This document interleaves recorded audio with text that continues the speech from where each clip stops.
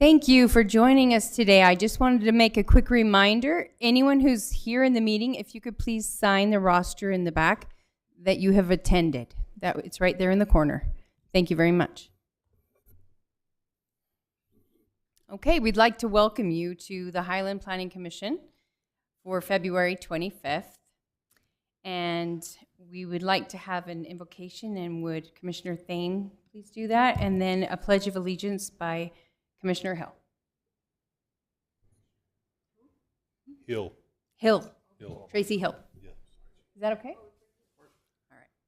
Our dear, kind, and gracious Heavenly Father, we come before Thee this night to thank Thee for the opportunity we have to meet as a city and as a committee and as a community, that we ask Thy blessing that we might make the best choices that are placed before us. We are grateful for all that we enjoy and for the freedoms which we enjoy in the land that we live in. And this is our prayer, Father, in the name of Jesus Christ. Amen.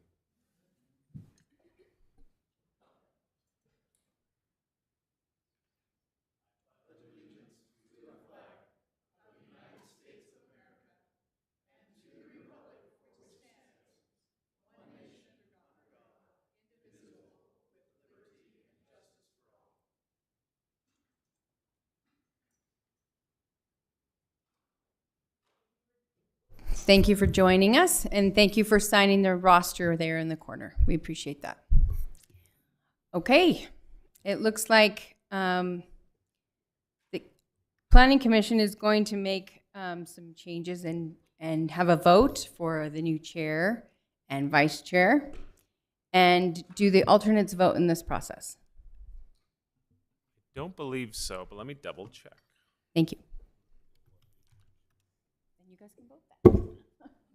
I'll open it up for discussion, and then we can do private. We just want to make sure we're legal.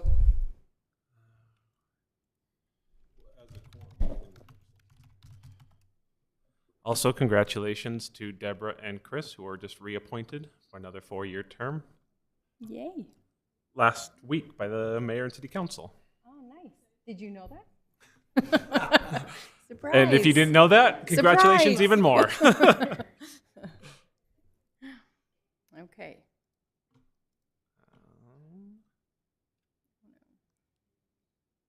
All right. So you're finding that out?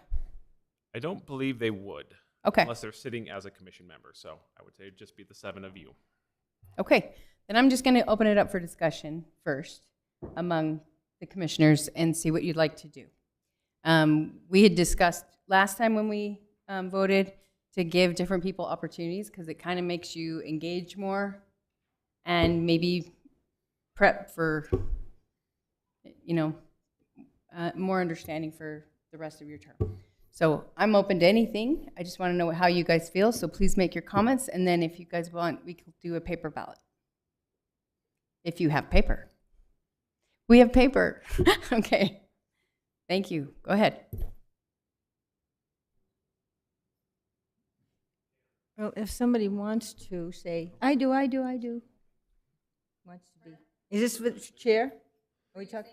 No, I said if anybody would like to, please speak now. It's for both chair and vice chair for when the chair is not able to attend. And the person whose term will expire first would be who? That might just be helpful information. Tracy is the next person whose term expires next February 2026. Okay. And then after that, I think it's Audrey and Claude. you and Claude are in 2027. So if that Okay. factors into who you want to be chair, There you go. Perfect. Well, I have only 2 thoughts. I'm very happy with the leadership we have, so that would be perfectly acceptable to me. If not, I'd be very interested in having Thane. For me personally, my life's not in a great place to take on an additional load, so I would rather not, though I love participating.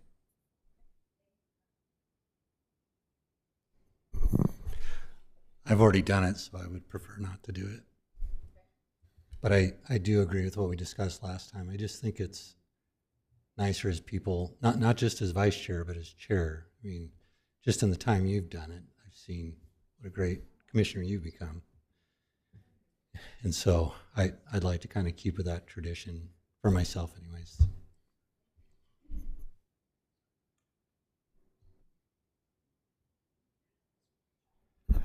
My only thoughts are a change is as good as a holiday. Excellent. I'll volunteer to be the vice chair if someone else wants to be the chair.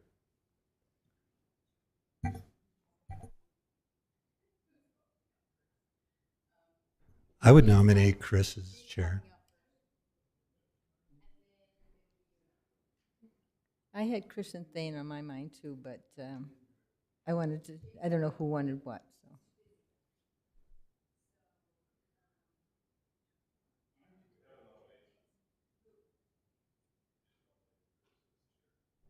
And I nominate Trent as assistant. What is it again? Vice chair. Vice chair. If you want, you can either do a, Are you both okay with that, first of all? Because I'm thrilled. so we can do ballots or we can do a motion. Deborah, do you want to do it though? Are you sure?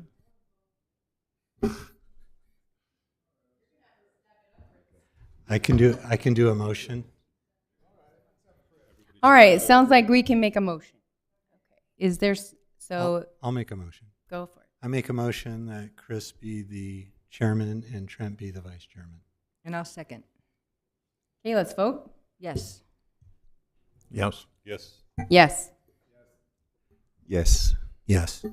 Okay, so be it. So Audrey's done now, and Chris takes over presiding at this meeting. Yes. All right, brilliant. Thank you very much, everybody. We now have time for unscheduled public appearances. So if anybody has anything that they want to talk about, please come up to the podium, then limit your remarks to 3 minutes, please. State your name and your address. If it's a topic that we're not going to talk about, that's already on the agenda.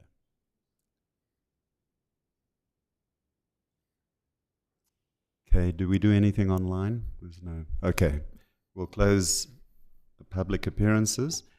We now have the consent items, 3A and B. So approval of the minutes from December the 10th and then January 28th. Do I have any comments or motion on those consent items?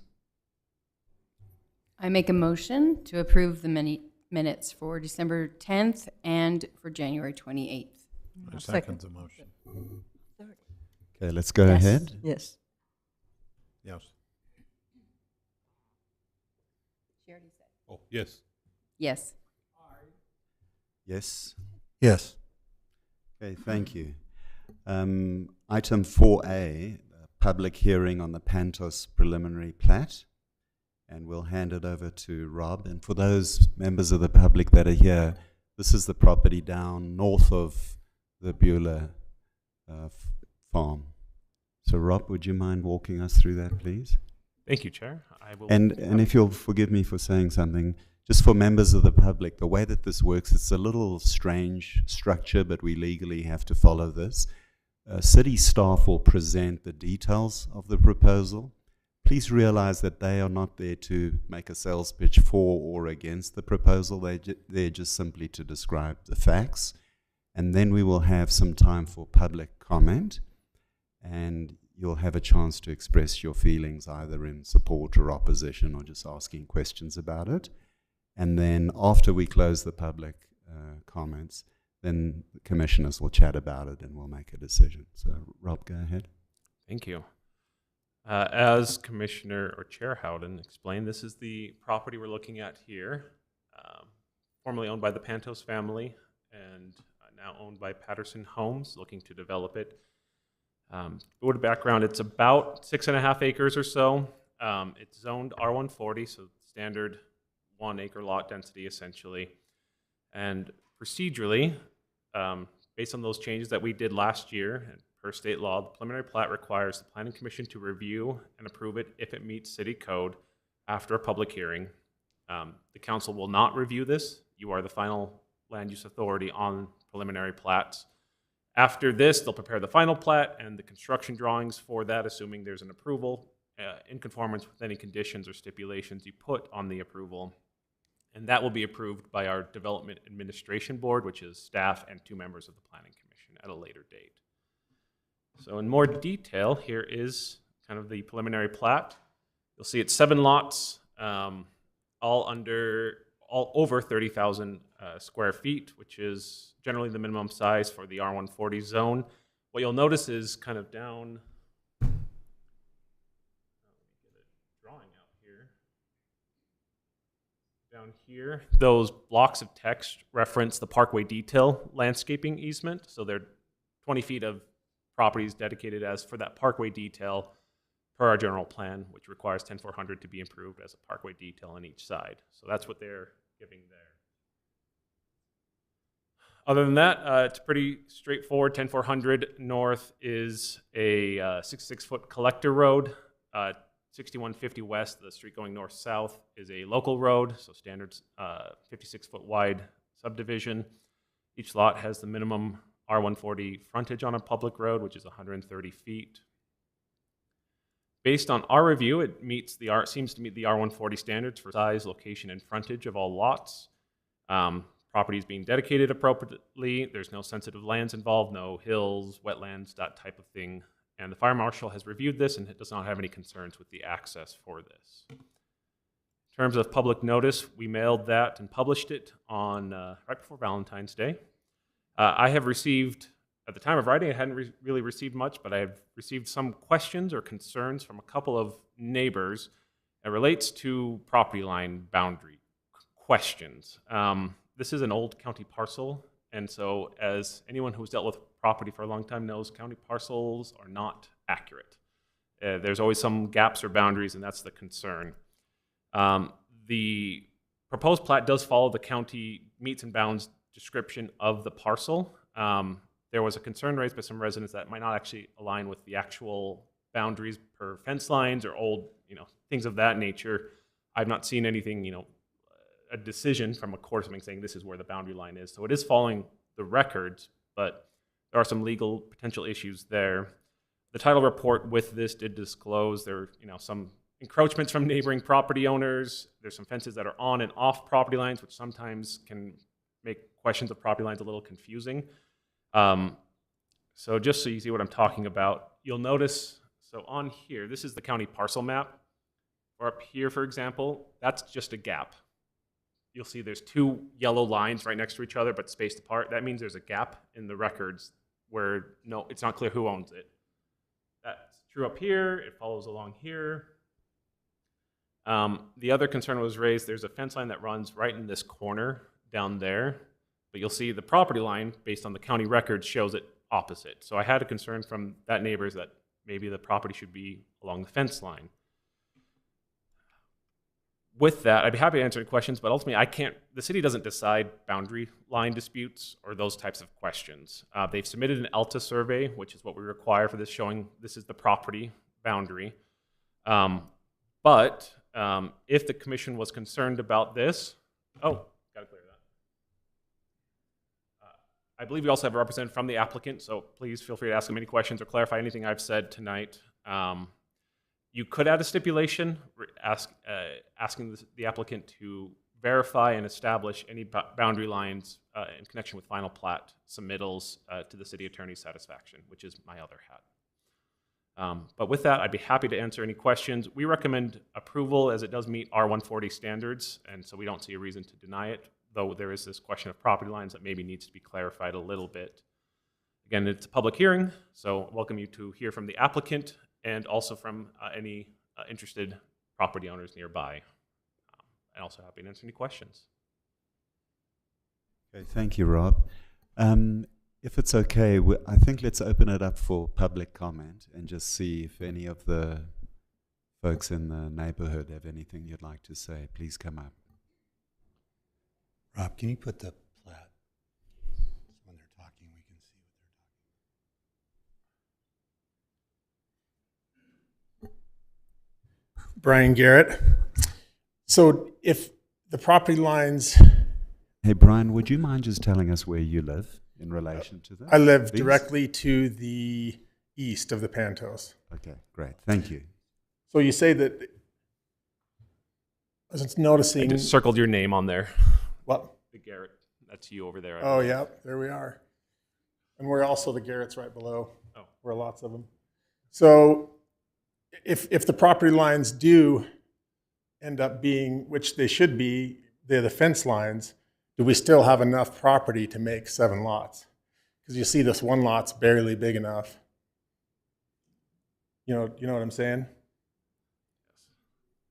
So maybe I can answer that if the commission would like.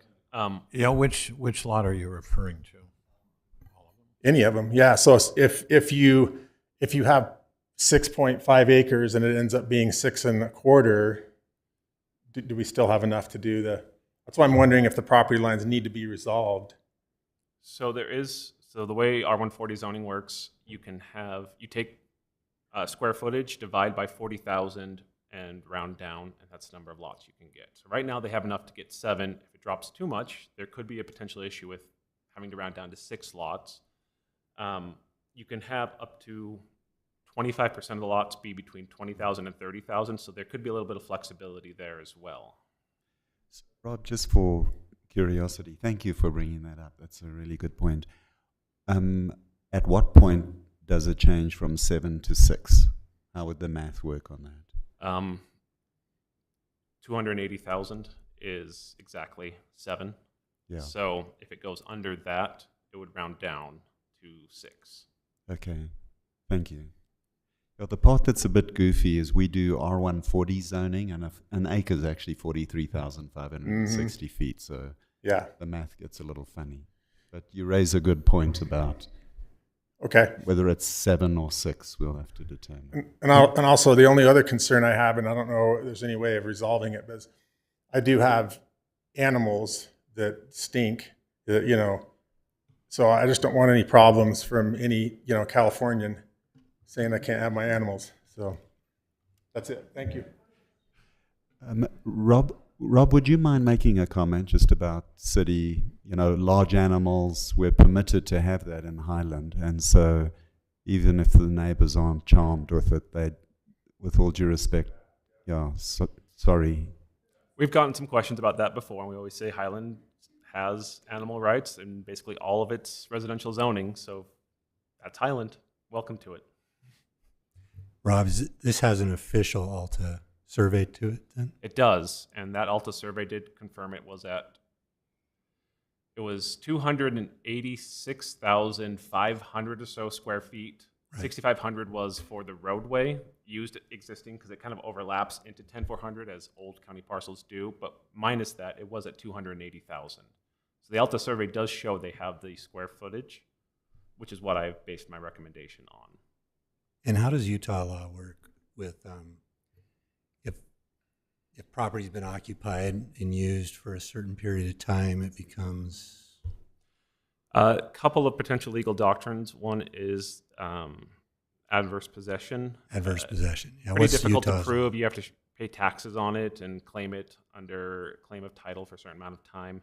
The other one is boundary by acquiescence, which is a longer period of time, but if you establish a boundary line for long enough, it can become the property line. Each case is always very fact sensitive, so I'm not... Yeah, I don't want to opine on what this specific circumstance would be. Yeah, But there are legal doctrines that could be at play for... but it's usually boundary. 30 years for the boundary thing, right? 20, I believe, is boundary by acquiescence. Yeah. If I'm remembering my principle right. So if the ALTA survey has already been done, how is there still discrepancy on fence line boundaries? The ALTA survey shows what the county records are and what's been recorded and what the history of the deeds are. Based on chain of title, this is what the surveyor who does it believes is the most accurate representation of the lot. Someone else can challenge that, but it requires some kind of proceeding between them. So are the discrepancies because Garrett has a different county legal description and they've overlaid the two of those on the same map? Is that why it's, like, are both of these Altas where one shows it? So one this way is for just county property? parcel maps. So this is just what the county records show, and you'll notice there's gaps kind of along a lot of these. Right. The Alta survey says, well, looking at the county parcel maps and chain of title, this is what For even the property other, is. even the other properties. So Correct. if they went and got their own, it would show this. it would. And I mean, Okay. surveyors sometimes differ, and that's where you get into disputes over who claims property. Usually the bigger problem comes when they overlap each other, and here there's a gap. So The that makes one more sense. potential overlap is down in that corner there, The corner down there. Is where there's a fence line that's kind of like a little rectangle here. Anyway, so we can continue the public hearing. Please go ahead, ma'am. Our property is the corner that's jutting out. I'm the Powell. I'm Carrie Powell. And up on the northeast, there's the little part that juts out. And there is a fence line that doesn't jut out. It goes straight up. The Garrett's line there. And so there's no, it goes straight. So the fence has not been there. It's should be moved in if we go with the fence line. So are you saying that currently the fence line is just straight north to south? It doesn't Yes. have that little jog to the... No. Okay, so what that would presumably mean is the impact to you is the fence would be moved in. Yeah. Okay. So originally they had given, the Pantoses gave us a paper, a document that we could sign that said that they would give us without cost that line. And all of the neighbors, we talked and we didn't want to move forward without signing together, you know, in case we hurt someone else. So then we heard that the fence line was the law, so we never did sign it. So we have an original one where it said they would give it to us. And sadly, we were stupid and didn't sign it. But the fence is not like that. I will defer to Rob for this, because that's a legal thing. That is, like I said, every boundary line case is a very fact-sensitive case, and it's one of the things, as the city's attorney, I don't want to opine on their private property. Not that it doesn't matter, it's very important, obviously, but I'm not the attorney weighing in on either side. And the city can't resolve this dispute. We're not the arbitrators of property lines. Okay, but thank you for bringing it up. Okay. Do we get dragged into it, though, if we approve a plat that hasn't had that resolved? Potentially, more indirectly, if someone could, say, challenge it because it wasn't legally sufficient, though we have some evidence that shows it is, it's more of, say, someone had a legal challenge to the property line, we'd probably, the court probably would enjoin us from moving forward until they solved that. Please go Hi, ahead. I'm Sharice Park. We live to the west of the Pantos property. In speaking to the Pantoses, they asked us as well to sign some papers as we visited with our neighbors and also reviewed the 20-year acquiescent. Is that how you pronounce it? I'm not sure. Acquisition of the property lines. Those property lines have been established for well over 20 years. There are trees planted on those properties that are now dying, which tells you how old the property lines are. However, in speaking to an attorney, he advised us that we could not sign any papers releasing any of our property because we still hold a mortgage on that property. And if we were to sign any of the paperwork, that our mortgage company could call our mortgage due. So if you can understand, our hands are rather tied in the fact that we want the property boundaries to stay the same, but it's not within our right to be able to give away any or to sign any property away because of that legal ramification to us financially. But the legal description of your property didn't include that. It'd be the county legal description. So I don't think the bank could say, well, we know the fence has been moved, and so we're not going to, because there's no legal description that would show that to the bank. However, And title insurance wouldn't include that either. However, that was the advice that was given to us. Okay. So just want the city to understand where we're coming from on this. Thank you very much. Is there anybody else that'd like to comment, please? My name's John Day. We've been there for 37 years. The Pantos Bimbers, I'm glad to see them able to develop it now that their family's gone.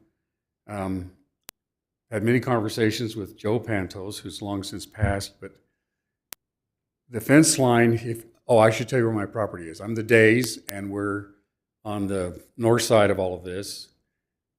I didn't intend to see this, but when I came, they said something about concrete pad infringing or something. Can you put that back up?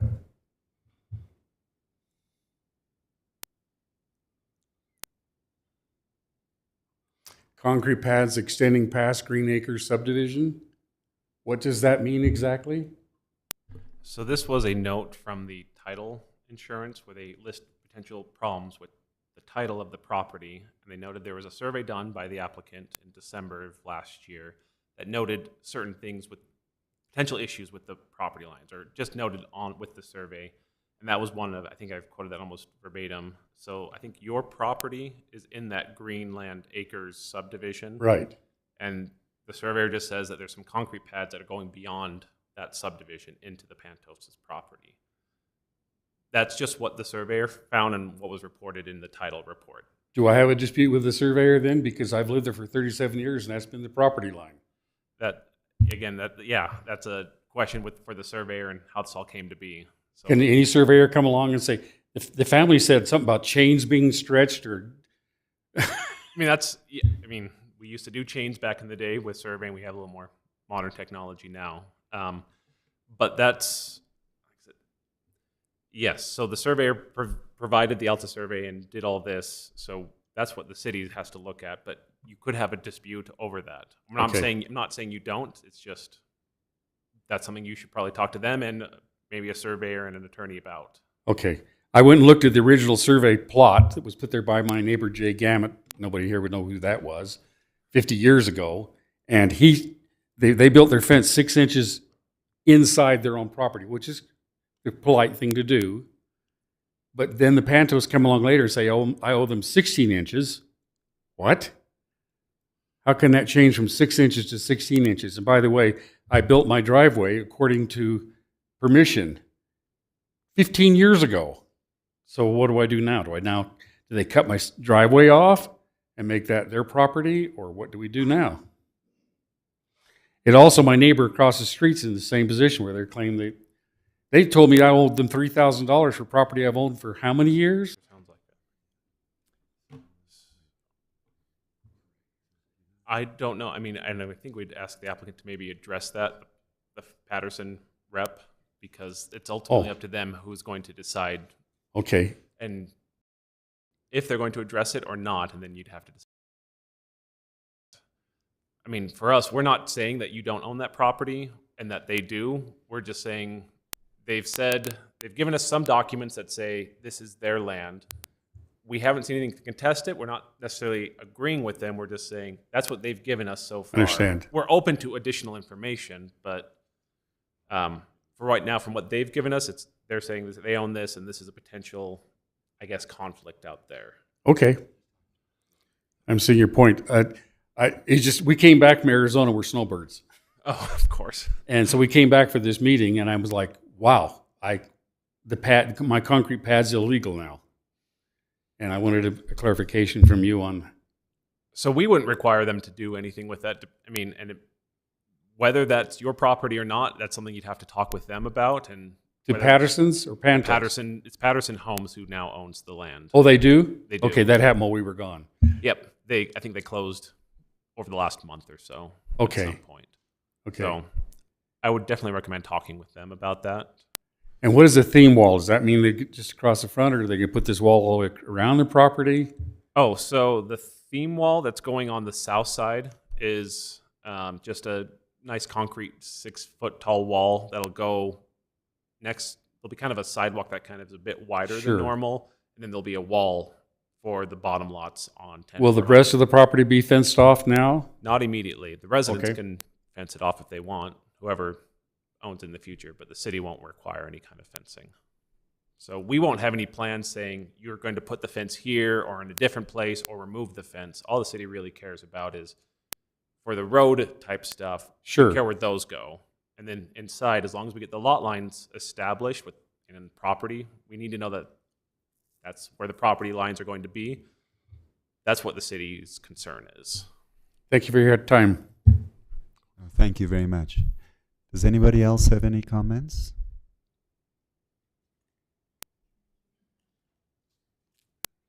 Yeah. Hi, Commissioners. Wesley Warren. Not to like make things any more convoluted, I'm wondering on the south side of the property on 10400, what the sidewalk situation is going to be as far as like accommodating.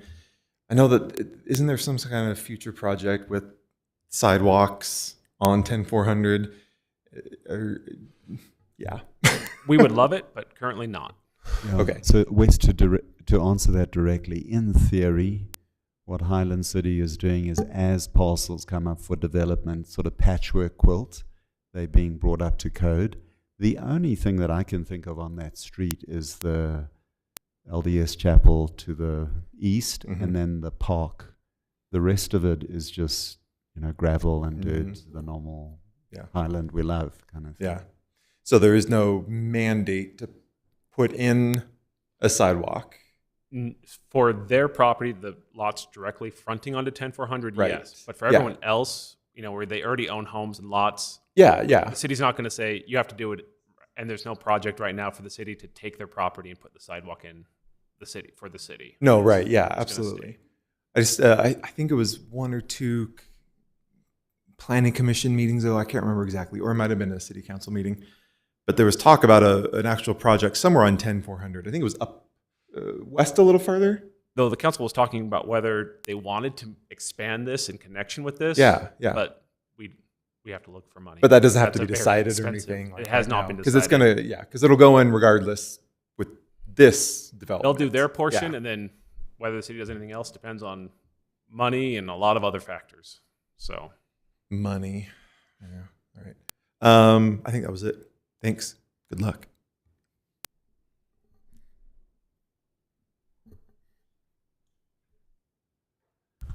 Good day, everybody. I'm Tim Park, and we are to the west. My wife, Cherise Park, has already come up for a minute. I apologize. I don't have the best ears, and I've heard the best I could, but I do have my hearing aids in. My friends tell me all the time, turn your hearing aids up, so I turned it up. So I'm trying to hear everything. But I just wanted to just say, with strength, if you will, that it only stands to reason in my mind with the idea about the boundary of acquiescence, that 20 years or more in the state of Utah specifically, due to that boundary of acquiescence, and I know the fence was probably put up 35, 40 years ago at least, to me it only stands to reason that the developer, Patterson Homes, would want to, you know what, this is the boundary, and so we're going to run with this. This is what it's been for all these years. Everyone has known it to be such. I mean, I'm not going to, I wouldn't go back and say, hey, you owe me taxes for the last 9 years that we've been here. But anyway, it's just like I said, it just stands to reason to me that that would make sense for Patterson Homes to say, oh, okay, this makes sense, I understand, because of, and not only because of, but because of the boundary of acquiescence in the state of Utah. So thank you very much. I appreciate you taking a minute to listen. Thank you. Is the project, the proposed project person here today that we could hear from? Yeah, we will shortly. David, do you want to? Well, yeah, is there anybody else from the community that would like to chime in, please? We'd love to hear from you.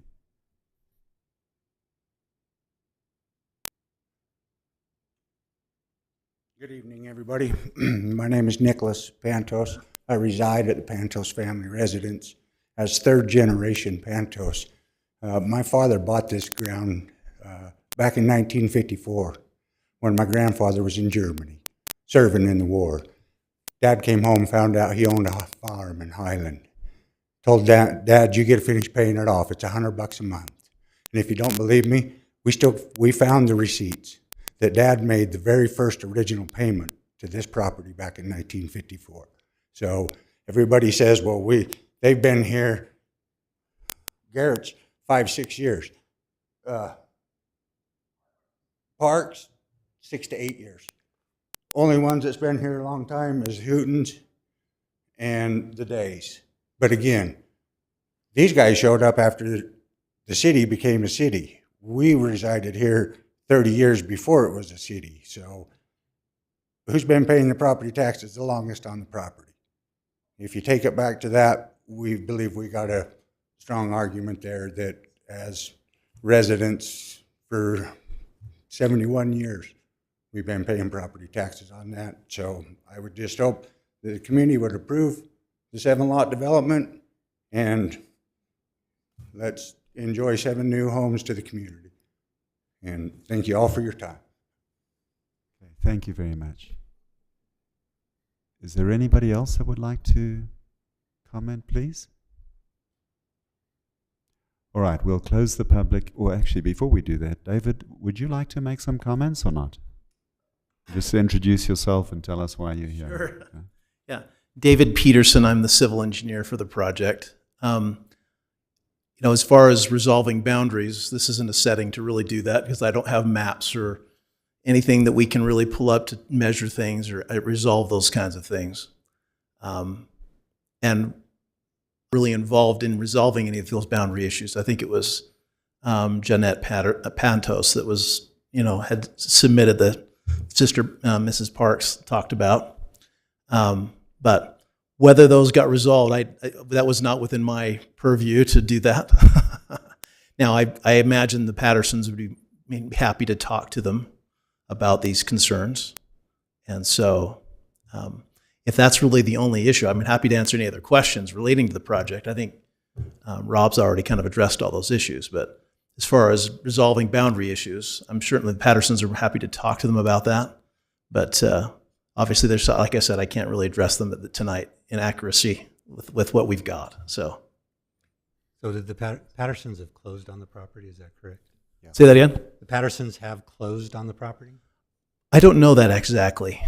I know that they're I think so, but It shows them as owner by county records. yeah, okay. So, yeah. Okay, yep. So, Thank you. thank you.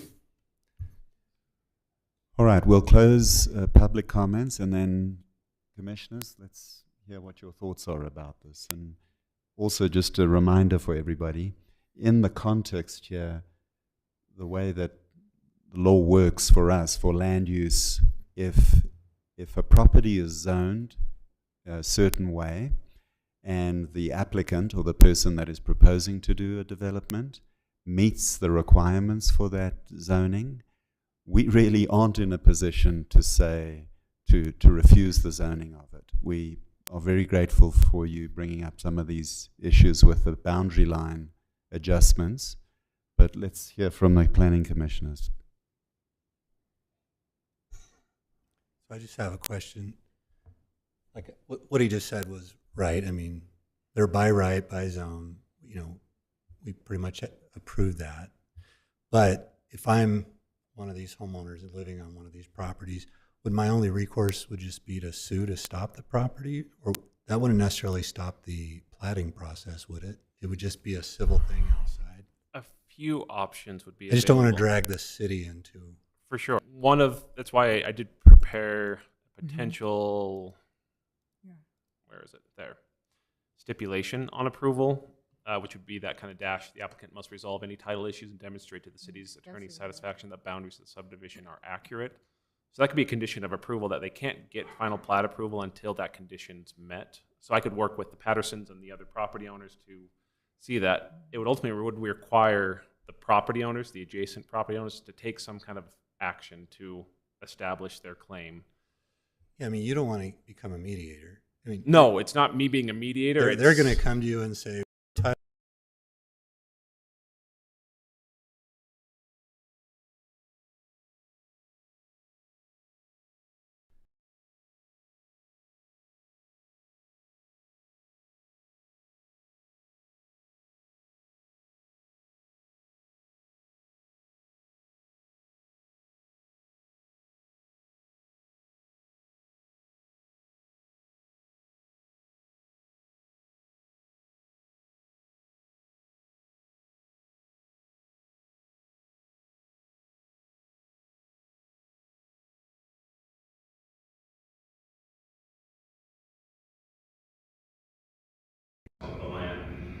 to me, that would make this stipulation could not be satisfied because there's a pending case. I mean, I'd have to look at exactly what's going on to get it resolved. So I don't want to be the one mediating the dispute. It's not my expertise or my role as the city attorney or planner to solve that. But I also want to make sure that we're approving a subdivision that has the right amount of square footage in it to meet the RO standards. That's what we're trying to do here. So where we've had some questions over it might be under because we've lost, you know, a few thousand square feet of ground. Maybe that does affect how many lots you can have. So just clarification. So that would have been claimed, right? My understanding is it can continue, but I haven't looked at the doctrine in about 10 years, so I don't want to give any kind of advice legally for any of the residents or for the applicant as to what the standards is. I believe it can, but I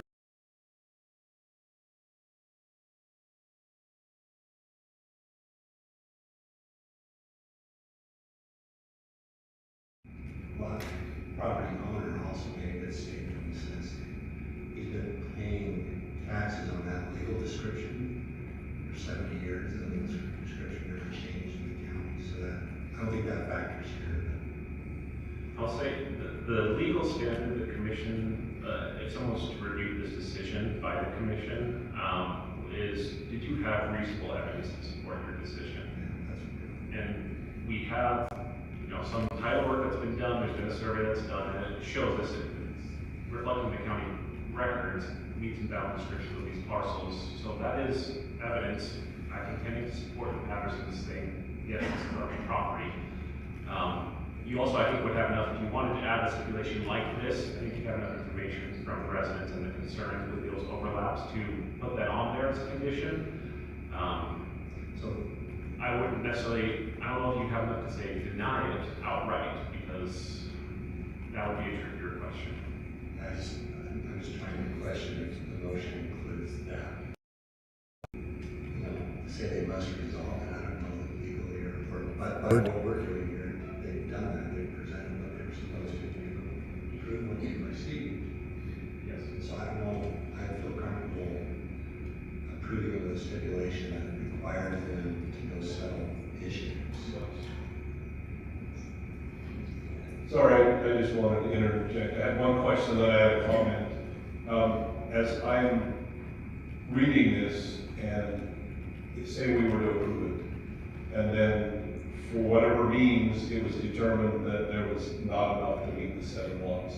That action, whether it's they agree, they legal, whatever it is, that would void what we do. Is that not correct?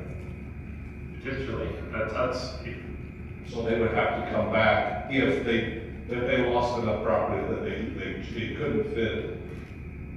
That stipulation we're trying to put in wouldn't matter because the code would automatically kick it back.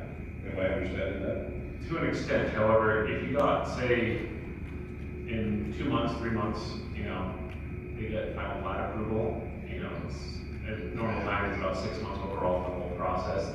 You know, say they get final plat approval in 3 months, they could be building, and we've given them a final plat that's now recorded at the county saying these are the boundaries. Now, they can still, you know, residents can still contest that. It just means we would approve something that maybe the boundary lines end up shifting and it's actually under what we should have done, but it's probably too late at that point to undo the plat. It's been recorded and approved at that level. Has anybody done the math that if you just took that sliver off the corner that they don't meet them? They were in a very tight range of, like, it was very close. They actually did a boundary adjustment with the remaining Pantos family of their remaining parcel to kind of shift the lines to get exactly essentially what they needed to meet to get 7 lots out of this. It was within like 100 square feet. It was very, very close. They could shift, things could be shifted around. I don't know how they could resolve it. I think there's ways of resolving it. Because some lines look like they're a little bit further out, some a little bit further in. I think there are ways to resolve it. I just can't tell you what those would be right now. I can speak on one other thing. We have closed with Patterson. It is under contingency of the 7 lot being approved. And if not approved, we are willing to come back to the board and do what we got to do to satisfy all parties to get that 7th lot. So there is that contingency with Patterson for that 7th lot. Thank you. Thank you so much. And then the comment I just wanted to make is unfortunately, this is how Utah County is. I bought and sold 4 different lots, and every one of them had this exact problem. And the best way I have found, again, this is just my opinion, is both property owners get together and work something out. Avoid the courts, avoid whatever, work it out between, do a lot line agreement, and everyone's happy, hopefully. But unfortunately, it happens quite regularly. That's what we try to do with the letters to the neighbors as well. It's not telling anybody what to do, just saying that's my experience, and That's what ultimately it it's usually the easiest. as well. And it makes for good neighbors. And that's what we're trying to be. I have a couple things also. You talk about survey equipment being so much more advanced and better now, and a lot of them, and mine, yeah, it's the same type of thing. It's, one of our property lines is, but we're the neighbors, we, I'm okay with it. But the way they surveyed 30, 50 years ago is different than now. And we're gonna have this, anytime anything's surveyed now, it's gonna probably be different than it was then. I think this is premature. I agree that we need to have, they need to get together, this is how we need to know if Patterson is closed yet, or who's owning, and the neighbors need to get together with Patterson, because he's the one who owns it now, and figure out what you can do. There's probably a lot of things you can do and be satisfied with before we make our decisions about what you should do, or what, because the boundaries of the subdivisions, are they accurate, and the titles, who owns what, and I think it's kind of premature to bring it right now. Do you think that the applicant must resolve any title issues and demonstrate artistic condition? Do you think that sufficiently takes care of that issue? I do, but I think that needs to be done before we say, because again, if there's some if they have some kind of problems and they want to, take 6 months to figure it out, we're gonna break ground in 3 months. There's gonna be a big difference, Patterson's gonna feel very differently once they break ground about who owns what and all that. So I just think, I don't know how, best way to do it, the way Trent said it, is get together, figure it out, and then you'll have some recourse, or not. Somebody will. Can I just make a quick comment? Obviously, with this stipulation, we'd have to get everything resolved before we bring the final plat. So we can't go build anything, because we have to do a final plat, and 2 members of the planning commission, along with the city attorney and the planning director, will have to approve it. So it would be, prudent to just move things along, and if we cannot work it out, we'll have to come back. But we want to work it out. We want to be good neighbors, and so this will allow us to at least move forward, and then we can start working on any resolutions that need to be made. So you've been pretty good with this language, putting this on. Yeah, this is satisfactory. Sure. Thanks, David. Tracy and Trent, what do you think? I just have a question. I mean, it seems from what we've heard tonight that their house not been in conversation with the Pattersons, or their house been with the Patterson? No. Yeah, okay. That's one, and that seems like a step that needs down, obviously, and maybe it can be resolved. The second question I had is, I understand that 280,000 or whatever it is, right? That gives us 7 lots. Suppose they come to some compromise. Is there any mechanism to have 7 lots if you're 100 feet under that, or is that, an absolute? And They have an agreement with the previous property owner that if it came short for whatever reason, he would give them. Potentially ways in our code, it's a very hard cutoff. There's some confusion over whether we round up or down, and a couple of years ago, Planning Commission Council said, we'll just round up.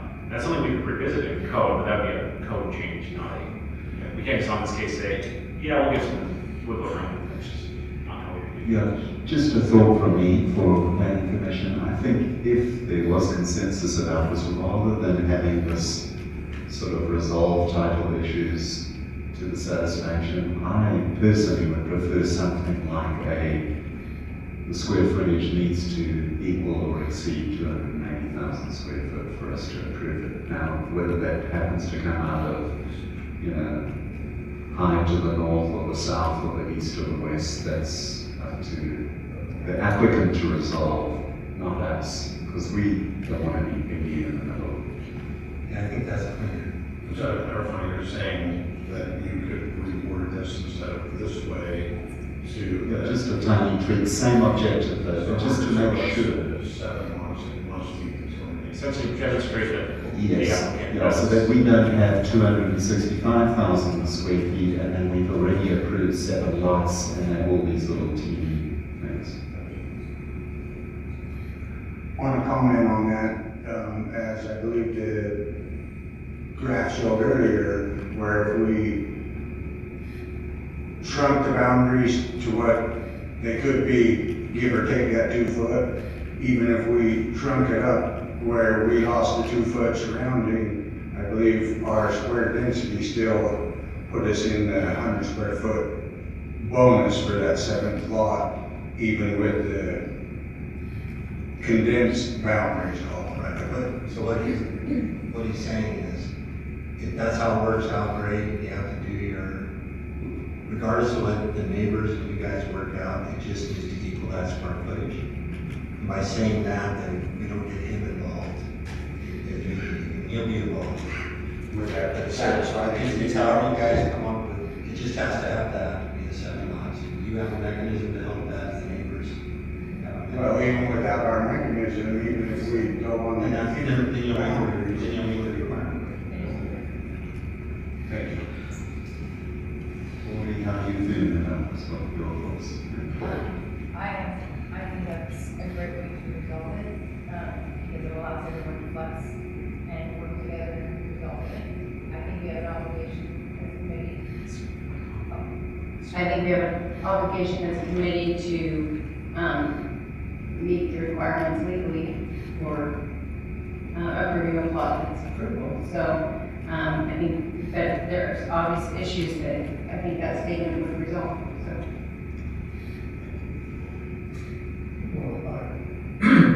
Like to get all those loose ends tied before it goes too far and a wall. So I don't know if that's the way to do that. And still meet that timeline. So no, I'll take more. Jerry? I like your idea of simplifying this, just saying you have to keep that square footage. We'll approve it because you come by right. Basically the only thing we have to look at is the element that's being presented. Nothing, there's not 2 things being presented here. So we've got to go with what's been the city's reviewed, the city's looked at, the county records, and the engineers agree even to this language, but I think to simplify it, we just say, hey, everybody in that room needs to make sure that they come up with that square footage. And you got the previous landowner that I don't think will have to do that. You've got the homeowners in the room to work it out for the good neighbor part of it.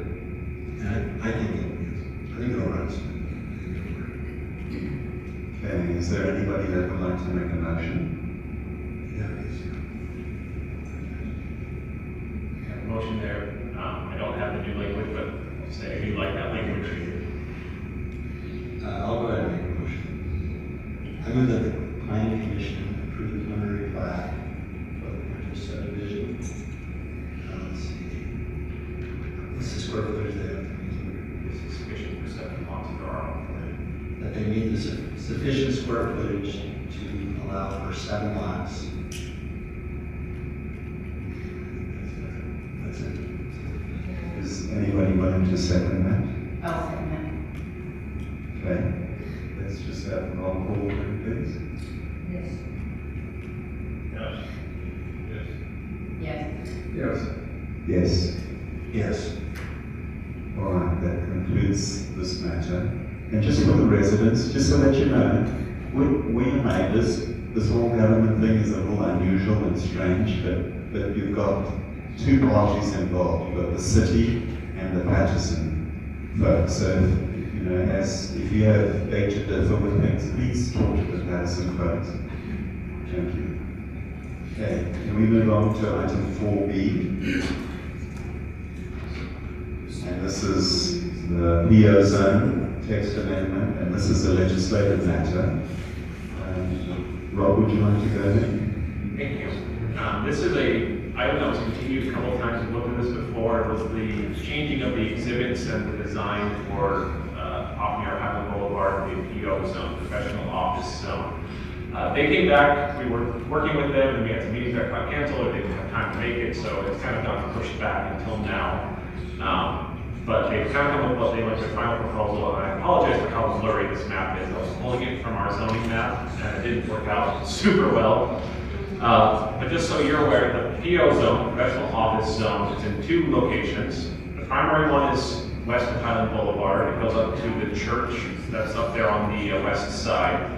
Includes the Highland Hideaway and a little bit of land on the east side of the boulevard there. There's also a little tiny, see a little brown speck inside of the tan next to the high school. There's a dentist office over there. That's also a professional office zone. As you may recall, the problem we have, we've discussed this a couple times, but the PO zone has a very specific set of exhibits for portions of the Highland Boulevard property.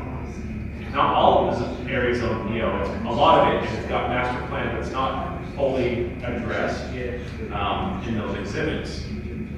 So the developer of the property out there has asked for a couple of things. One, make it a little more general. Rob, do you mind if I interrupt you? There we go. Okay, continue. So the purpose of the amendment is to remove those exhibits that are so specific, and because there's property within the PO zone that isn't included in those exhibits, and replace it with architectural guidelines that still meet the Planning Commission's desires for this zone. Rob, sorry to interrupt. Hey, folks at the back, I don't mean to be impolite, but would you kindly take your conversation outside?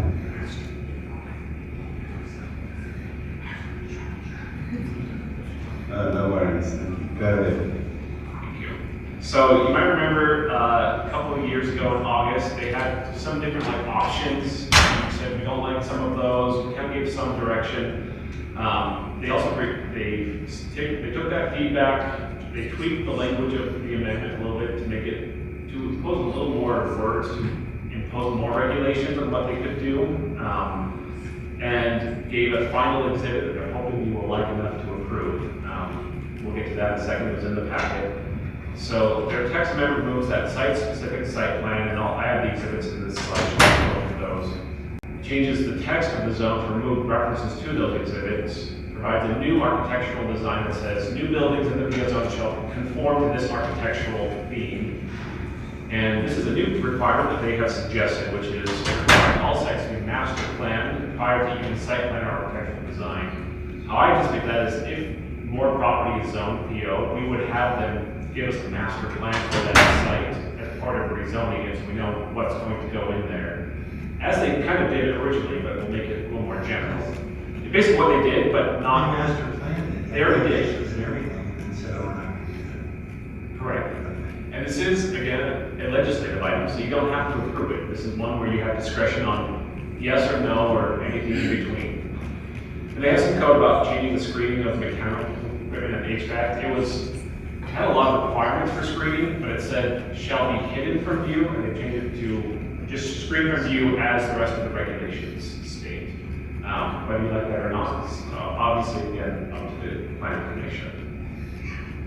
They also clarify some site plan requirements, make sure they want to build into a site plan for approval. It does have everything we need. And there are some landscape requirements that are a little bit confusing that they've removed regarding, like on the west side it was 20 feet, on the east side it was 5 feet. It didn't make a lot of sense to me. So they suggested bringing that, I didn't see a big concern. So kind of to the meat and heart of the matter, this is the original master site plan. So north is to the right. You'll see, the buildings. The one that we're really looking at is this one here. this is the master plan. This is the master original plan. It doesn't include, however, this property right here, which is also zoned PO. It also doesn't include, so this is in the zoning code, this is what you have to do, but it doesn't apply to all land zone PO, but it is a master site plan. They also have a landscape plan showing trees and sidewalks and medians and all of that. And then the big kind of one was this Exhibit C, which had each of those, sorry, they're on the screen. For each of the building pads in that master site plan had very specific building design requirements. So you see, this is building 3, which is the one they're kind of focusing on. That's about a 1-story building, 300 square feet main floor, 3,000 basement, very specific building materials, and had this picture along with it. So this was what was designed and planned for with the PO zone originally. So, this is what they are proposing. Let's like just as a reminder to then bring up the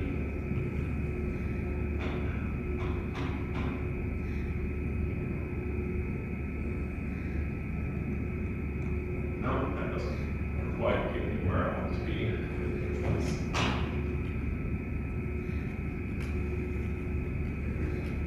So this is what they are proposing to replace that exhibit with. 3 of these are existing buildings within the PO zone already. Top left is, as you go up on the west side, just past the storage, or those buildings. Left middle is on the east side. And right top, so top right corner, that's near Loveling High, so that's that other little lot that's zoned to PO. So those are the 3 existing. The rest are what they are proposing, saying we can go within kind of matching any of these design styles. So that's the exhibit they would like the commission to say, we're fine with this for PO zone. Whether you are or not is, again, up to the planning commission for recommendation. So well, the biggest thing that sticks out is by approving this, making buildings that were restricted to 1-story and allowing them to go 2-story, which the neighbors are not happy about. yes, for some of these where they have this, that exhibit C for each building that was planned, some of them do say 1-story, like the one we were just looking at. This would just remove that and let it go to whatever the height of the PO zone allows. Which would be a 2-story. Which is a general 2-story building. Which matches the residential stuff of 35 feet. Correct. That was just that one. There were other 2-stories in there. It wasn't all of them. No, not all of those in the original PO zone were 1-story. Some of them were 2 stories. So this would allow all of them to be 2-story. Yes, there's only a handful that are 2 real lots left of Boulevard left to be developed, so that would address that. So I'll just finish my presentation. We also have a representative from the applicant here as well who can delve in and explain things a little bit better. So is there a way to approve some of these architectural things and leave the buildings in Potentially, we could do something like that. It is a legislative decision, so yes. In terms of staff review recommendation, I support the changing of the PO zone text to make it more general, because we do have property at zone PO that doesn't match the exhibits. So I'd like to make sure we can actually apply the standards to those other zones. I have been talking to Wayne Patterson about developing that site next to the church, and it's a little bit unclear how we're supposed to, what standards we apply. So in terms of text amendment, we're comfortable with that as staff. In terms of whether this is the right feel and whether the architectural design is appropriate, that's for you to decide, not for staff. So I don't really have a recommendation either way on that. So with that, we have a representative from the applicant here. I invite you to listen to his presentation or any discussion, ask him any questions, and I'm also happy to answer any questions as well. Good evening, everyone. My name is Curtis Meyer. I'm an architect, and I've been asked by the Pattersons to come and represent them tonight in this application for a zone text amendment. I do have a brief presentation. I may see my output for There might be an HTML.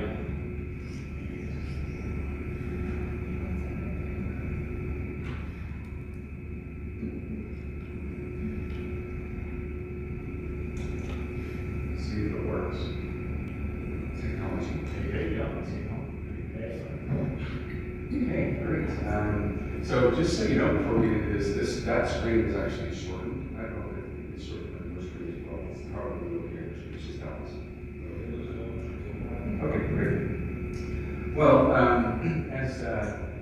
as Rob pointed out, this has been before you several times in different versions of it over a long time. And so what we're excited about is we think we've got a good solution, something that can be used not only to resolve the issue that is kind of facing that one property that the Pattersons have been focused on for the last little while, but it also can be used to resolve issues contained in the appeal zone itself and potentially allow it to be used in other locations. So what we're hoping to do tonight is talk about some of these revisions that Rob has covered briefly. The point of this this appeal zone proposed amendment would be to require a master site plan to ensure development is compatible with adjacent properties. So that's the way things are normally done now. In the 1990s and the 2000s, when this appeal zone and the accompanying exhibits that were attached to it, that was probably a reasonable approach at trying to figure out what to do on this property. The more common approach right now, if the zone would be created under normal patterns in today's planning and development law, would be to require a master site plan. That master site plan would be a document that would allow the planning commission, the city staff, and others to make sure that the project is addressing the adjacent properties in a respectful and appropriate way. So in this proposed amendment, we're, as I mentioned, proposing to remove the exhibits that can include the site plan, and to move that site planning process, this master site plan process, to the actual application for that specific piece of property.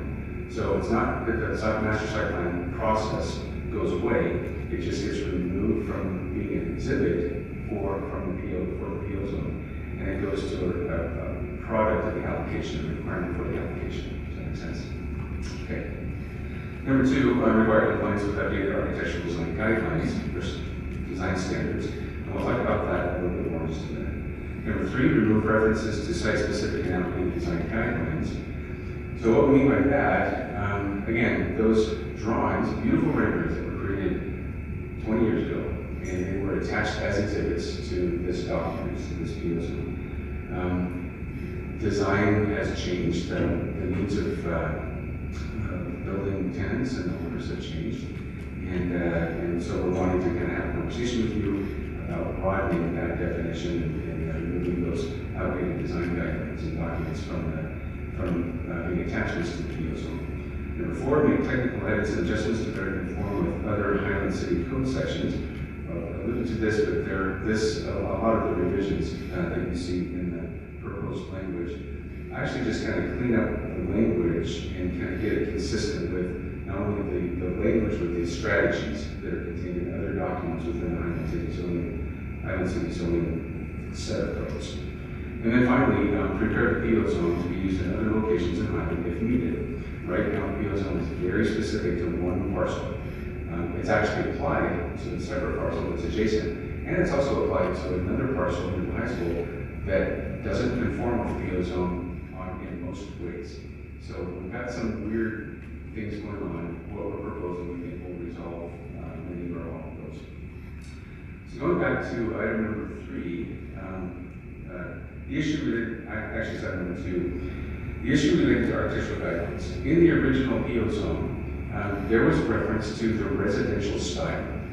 Now, 25 years ago in Utah County, the residential style, you could reasonably argue that the residential style actually was a style. It was a pitch roof, it was brick, it was small punch windows. But as you're well aware now, architectural style, or residential style, is a much broader range of buildings than it was 25 years ago. Each of these buildings, this one is on Salt Fair Drive, each of these buildings are in Highland. So there's a more kind of transitional and more contemporary one. That was on Mountain Ridge Way. This one's actually in Bull River. And this one is in Yorkshire Court. So what we're wanting to do with the exhibits that you saw earlier is not abandon what has historically been called the residential style, which you kind of see represented there in the middle left, but to, I guess, include not a big leap towards modern, but something that's a little bit more transitional, and it gives the building property or the property owners, as they consider development of their property, a little more flexibility to respond to the demands of the market. The building heights are limited to 35 feet by the standard outline appeal zone, just as the adjacent properties are. So in terms of development rights for both the residential property and for this commercial property, the AO zone, there's an equal weight on either one of those.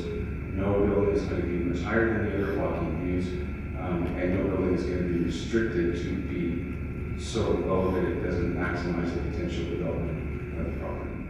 So it seems to be a fairly equal treatment of both the residential side and the commercial side. So we are hoping that you'll see this as a step forward in getting the appeals zone ready to not only apply to the property that Pattersons are interested in developing immediately, but also to prepare it to be used in other locations if needed. That's all I have. I'm happy to answer any questions that you have. Great, thank you very much. Appreciate it. Is there any public comment?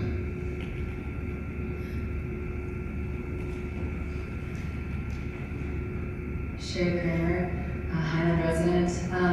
Coincidentally enough, I actually attended, I believe it was a planning commission meeting a few years ago when that top left picture was being discussed, and the French country neighbors were all out in force because that is not what it looked like initially. Some of you all were on the planning commission at that time, and they were not happy that the developer that helped them develop their beautiful homes was now trying to put in something that looked very commercial, very industrial across the street from that. And so I believe this went back quite a few times before it got to that point.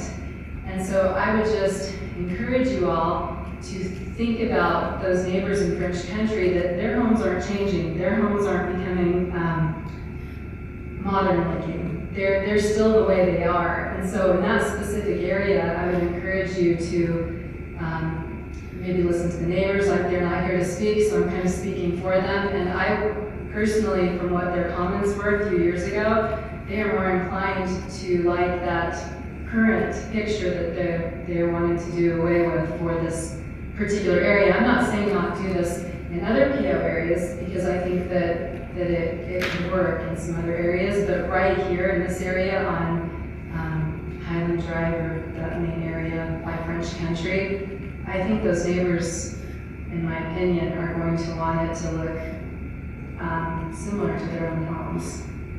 So thank you. Thank you, Sherry. Anybody else? All right, we'll close public comments and let's have a discussion. I know you don't have an opinion about this, Sherry. So with that master plan that we talked about at the beginning, that would address what Sherry just brought up, right? The master plan would still need to be approved for the specific area before anything would, they still have these choices. Did I understand that? Yes, so it'll address some of the concerns about location, where are the view corridors going to be, where's the parking going to be. Master site plan would address all of that at a kind of higher level. It would, we'd get to the architectural design a little bit after the master plan, and this would kind of be the menu of options for a new building going in. So we'd say, now that we decide where the footprint is and how big the building is going to be, now we'll design it according to your choices here. So maybe a different way of putting this would be, if we approve this as is, and think we can sort of punt the public planner, and then when building 5 or 7 comes up for their site plan, and they do decide to put in, goes one of these boxy things, we've already given them permission. So even if you have 300 citizens here going, that's only the 4/5 of all. Correct. So this is the legislative portion. So if they came in, say, with the bottom left picture, one with Millhaven on there, and they propose that exact building, you'd be very hard pressed to say no to that. Because they'd say, It's in the exhibit, it's in the zone, we're allowed to build it. As long as we meet height, setbacks, other things, we can build that building there. So this is the time to decide, is this the menu of options you want to give anyone within the PO zone? I spent most of my time this last few weeks reviewing just this, and the main thing I came up with is what was in there is outdated, and no matter what we do today, it's going to be outdated very soon as well. So it's a good number. So I'm going to push it back a little bit. When you say outdated, do you mean the architecture or Not current with what's going on in the world today, in the area, but to Sherry's point, these houses are already done, we want to match, we want to look. That's not what I'm saying. What I'm saying is people like different things now, and different things are different with what's in the plan. So here's a concern I have. The residents that built there were shown this master plan that these are built. Even when I bought 16 years ago, I went and looked at that developer to see what was being built there. I was told they were all going to look like those homes that you see on this picture on the left. They look like a resident, still be this. So then Patterson came back and they wanted to combine buildings, because these buildings, if you saw that master plan, were spread out and there were lots of parking. And so it wasn't very impactful. You didn't feel like you were coming into this huge commercial. It's supposed to be professional offices. And since then, they've tried to get a retail jewelry store in there, and they say, no, we're going to restrict this. Even this building, they put garage doors on the back saying, one guy came in there and said, oh, we're just going to use it as a window with offices in that space. It's not going to be a delivery place. And then the residents came in and we really compromised and got to the one in the upper left. And for the most part, they walked away because he said it right when he was talking about, we want to maximize our profitability on that property, which is boxing 2-story, as much square footage as possible. And that's what this is demonstrating. They're not going to pick any of these, the top or the upper left. You know, if you're a developer, you're going to build as much rentable space. And the residents compromise and let them combine the buildings. We still have them to a separation, because we can't really see here, but there's a separation between the buildings to allow it to not look like one big massive storefront. And then they brought in another building, and I wasn't here, that modern square boxy building that went in. And so there was no history on what the residents were doing at that point. I think they thought, okay, going forward, we could accept this. And now what's going to happen is, and I'm speaking, Country French blocked all of our views to the north. They built those massive houses, and so from Bull River, we can't see the mountains that direction anymore. So I'm not like, but what's going to happen to some of their views when you take some of those single stories that were in the site plan shown there, and now he's saying, oh, we're just going to put them all 2 stories. It's going to create a wall that some of these people are going to lose their views coming out of there. And that's why I was asking, you know, if we do anything, can we maintain that at least heights stay the same? And the big pushback is going to be money. But that's what it was when they bought it. That's what it was planned originally. Properties are becoming more valuable, but it hasn't flipped necessarily. It's the same people. And so I understand their plight to get what they can. But, you know, they say things are outdated, but things are plotted, homes were planned, homes were put in, looking at that plan. And then now we're changing it. And their history has been push, push, push. You get more and more and more. Doors on the back, jeweler. Now these blocking the entire horizon. When you say 35 foot, that's to the peak of this. They're doing that. So they're taking something that's 35 feet and doing this. And the compromise with the residents was that they broke that horizon with those peaks that you see in that upper left. And I like the one that's down a little bit. I understand what you're saying. This isn't really desirable. When I say desirable, the look is great because everything looks like a house, but it's not. It's usable for functional. Functional. And they made a good case when they got in this upper left corner. And so I felt like this had a lot of resident input And then what he just said, if you show it here, they're gonna come in and say, well, that's what's shown here. And so if you deleted the bottom three and the two centers, and I understand that the other one, you know, went in, but I don't think that building was as massive as some of these buildings that you go in right there. And so, the residential. What you're saying, because you know, we're not highlighting. I'm looking at the pictures. I know, but we're not seeing where you're pointing. Oh, I'm sorry. So if you go right down the center three pictures. Draw on the screen too. Yeah, that's gonna to a resident. To a resident. Well, do you guys see the 6 pictures? Is there 3? Yeah, I mean, there's no one you're pointing to. That's Oh, I'm just pointing to the 3 in the middle. It's If you have 3 touch the screen areas, it'll That's show. right. Okay. Straight up and down. Straight up and down. And then he showed some nice pictures of residential, modern look. These are not gonna look like that. Let's put those exhibits in here. Let's put those home exhibits in here that the building should look like that. And they'll say no. Because they want it to go to full 2-story, right? Yeah, those if we're matching what today's thing is, these look like homes. They want to go to a modern home, we should have exhibits that show a modern home look. These are huge. And again, if you say, hey, we're going to take the single levels and leave those as, you know, let's slide there. I think it even talks about square footage maximum, right? Leave the square footage maximum, leave the heights. I think it's hard for residents to come in and say, oh, you guys didn't look out for us. It's like, well, we did. We just changed the architecture. The buildings are still height-wise, they're more the same in those locations. But even with their master plan, they moved those buildings and combined them into that one. That's where this came in. And I was, like I said, I wouldn't be opposed to moving forward just because the residents participate, like Shirley said. They participated in. They didn't love it, but they were like, okay, that's better than what was originally presented as this old wall blocking. So, I mean, when we change this, we lose any leverage. If we leave it vague or whatever, we still control it.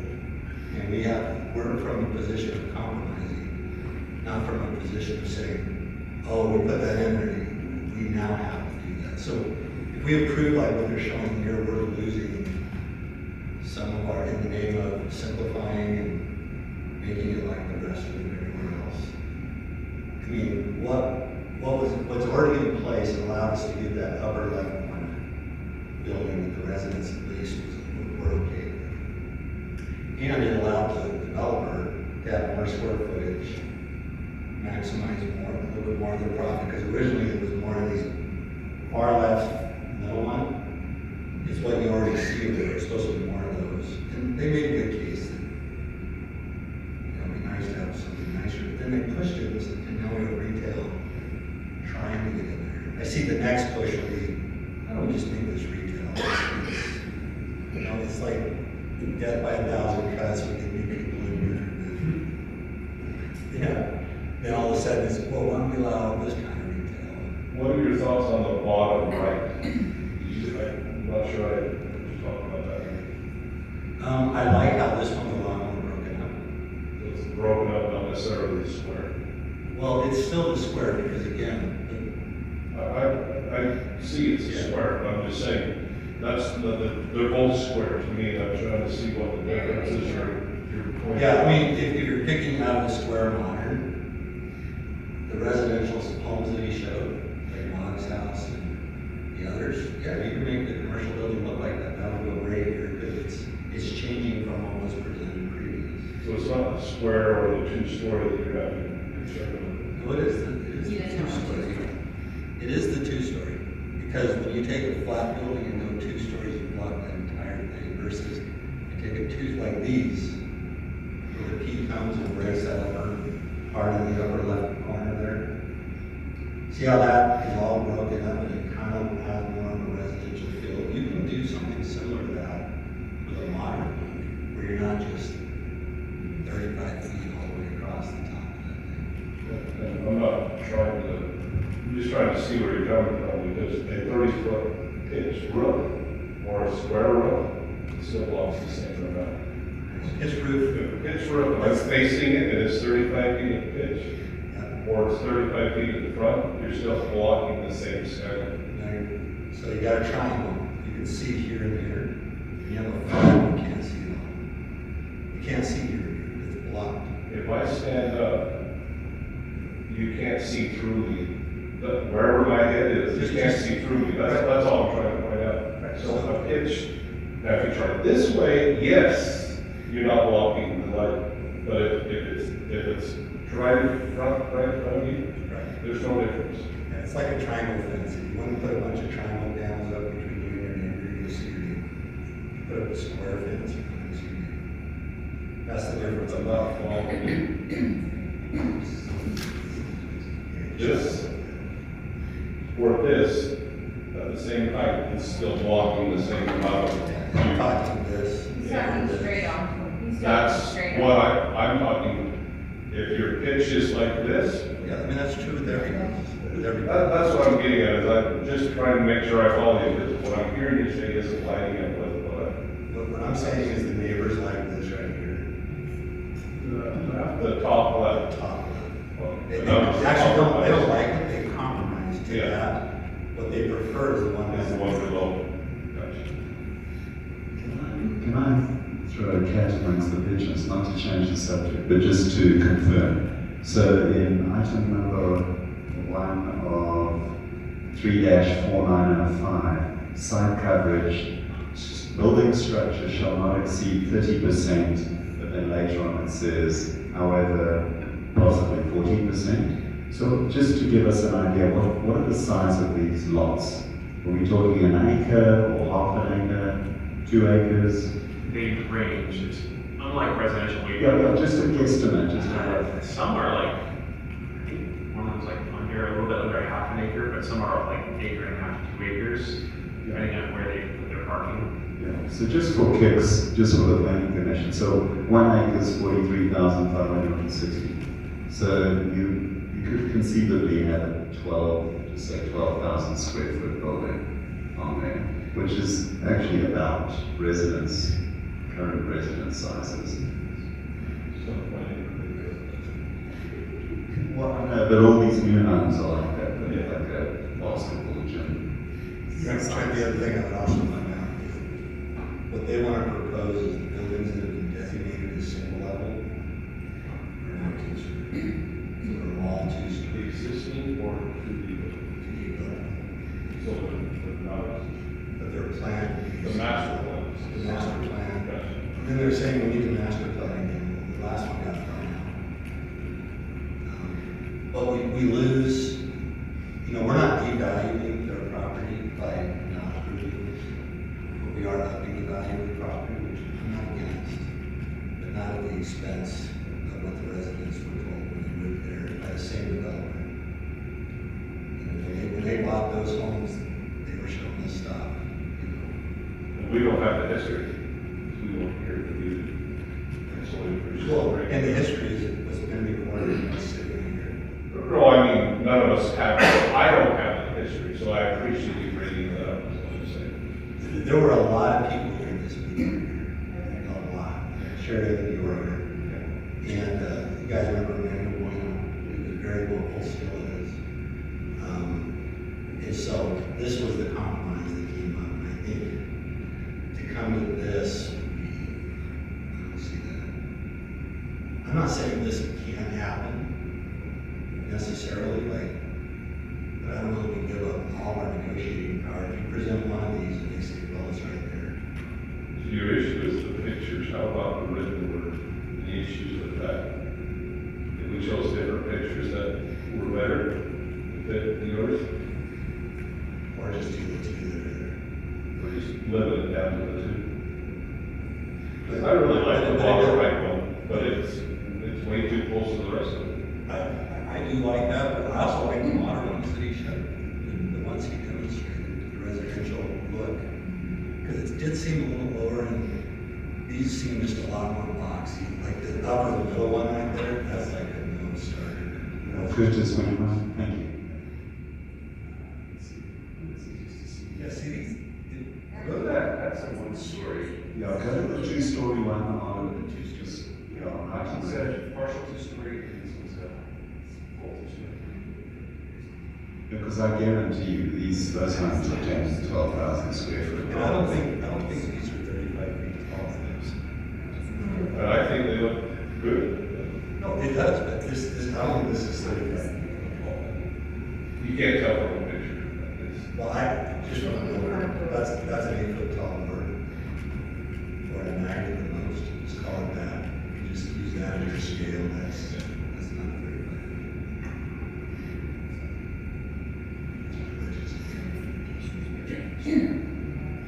Yeah, that was my point, is the written word, is there any concern you have with that? It's just strictly the pictures, and I'm happy to, let's pick some different or better or limit the pictures.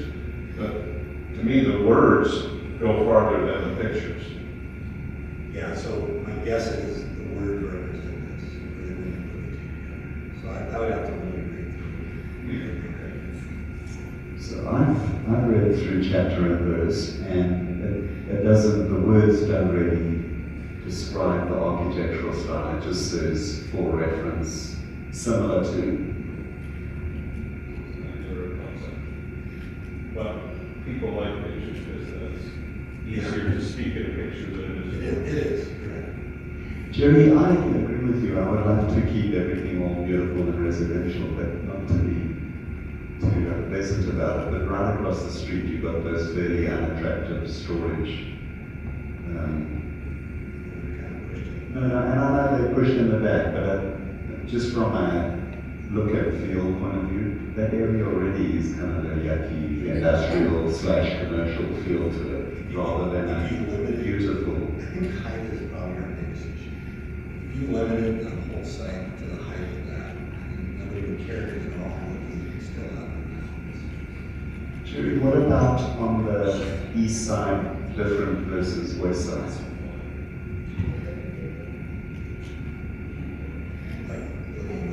No, I'm talking about east side of the street versus west side of the street, because as you come around the corner, there are two parcels, aren't there?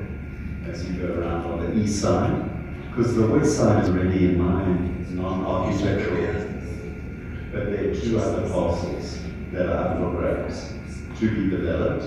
You know, as you enter into Bull River.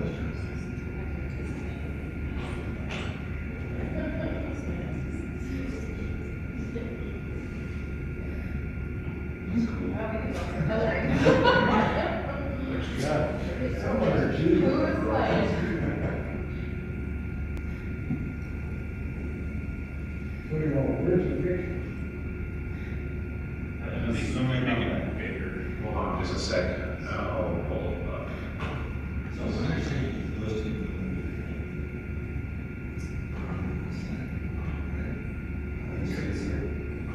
Do any of these exist already?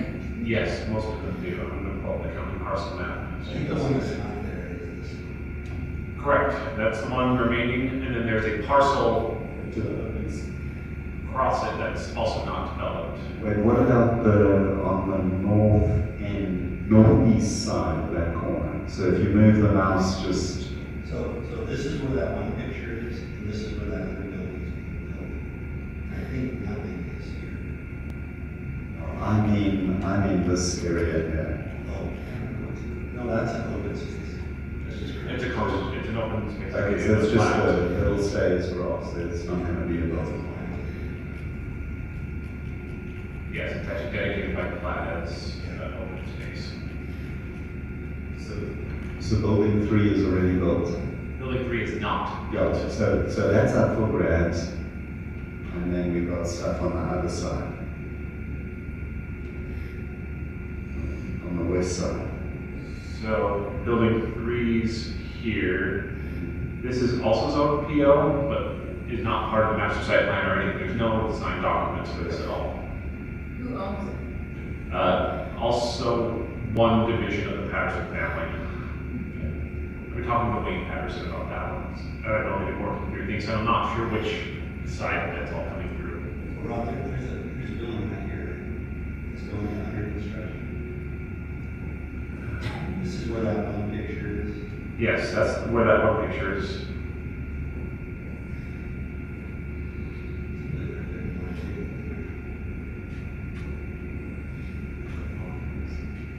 So from a practical point of view, are we talking about potentially how many, 3 or 4 buildings, or 2 buildings, or 1 building? I mean, Potentially up to the up on the north side here, you could have several more depending on that lot coverage restriction of how big they can be. So you could, previously there was discussion of subdividing that and putting in 2 commercial lots, having 2 sets of buildings on there. I don't think that's the current proposal, but I haven't seen the application actually come through yet on that. So why not?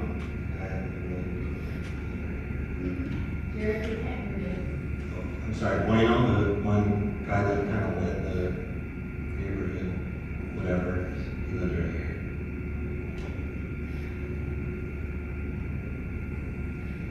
Looking at how this lays out, he's really one of the few that it really affects the view. Everybody else is a lot or 2 off. Rob, in that master plan, is it showing this one a single level right here? Yes, pull that up here.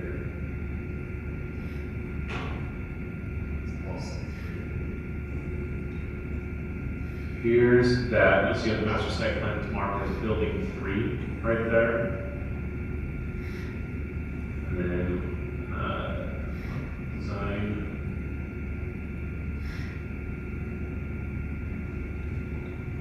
This is the specifications for building 3. So you'll see the 1-story building, 300 main, 3,000 basement, material descriptions there, and then this is the picture for it. So like, they could totally put a single level modern elevation on that one, like what was shown. Because go back to that overall view where we're looking at everything. Of the site plan? Of the county parcel? County parcel. So you got all these people that Rob, would you mind, sorry to give you carpal tunnel, but can you just go back to the original stipulations for number 3, building 3, please? We were just on that page. And so it does limit it to 1 story. 1 story, 35 feet tall. If you look at the example that's there, the house that they have right now in there, the pitch of the roof is so high, it's a whole nother story. So, it's not very good. well, it's not 35 feet, but it could be, right? And so, we're just kind of, I'm having a hard time going, this is someone else's property. There is certain things in the code that they can do. I understand that they have been flexible, because I was here for all those meetings, where we redesigned and try to give a varied roof and make sure garages were in the back. I was here when the jeweler came, and we were like, you can't have a retail here, and he was trying, well, I just want some clients to come in, you know, we went through that whole thing. So I guess what I'm saying is, I know that there, as a planning commission, there are certain things that we have to do legally for this being a private property of someone else. Well, then this is already been designated. And it's already So just keep it like this. been designated, but it's So you definitely don't outdated, agreed, right? You don't change your property rights by just leaving this the way it is. Can you speak it the way it is? That's But been the there. way it is 35 feet. That's been there from day one. I'm not doing anything that's harming what they already have, or mentioning anything that's harming. They're bringing up what elevates it, which I'm not against the elevation part. Okay. It doesn't affect. Like I'm saying, I don't care if it's a bigger building, that building, since it shows single level, stays single level. Then if the public comes back in, it's not like, hey, that was supposed to be a single level, now you guys took it all the way up to a 2-story. We already know what they did when they saw the other building, and we saw what they compromised and went to. None of those other pictures look like that. And so, I'm just talking about people that aren't in this room. Julian, thank you for representing that. In ignorance, I'm not a builder, but how high could you build a 1-story building? Just to be silly, you know. You could build it that high. Yeah, The cost would be stupid. Okay.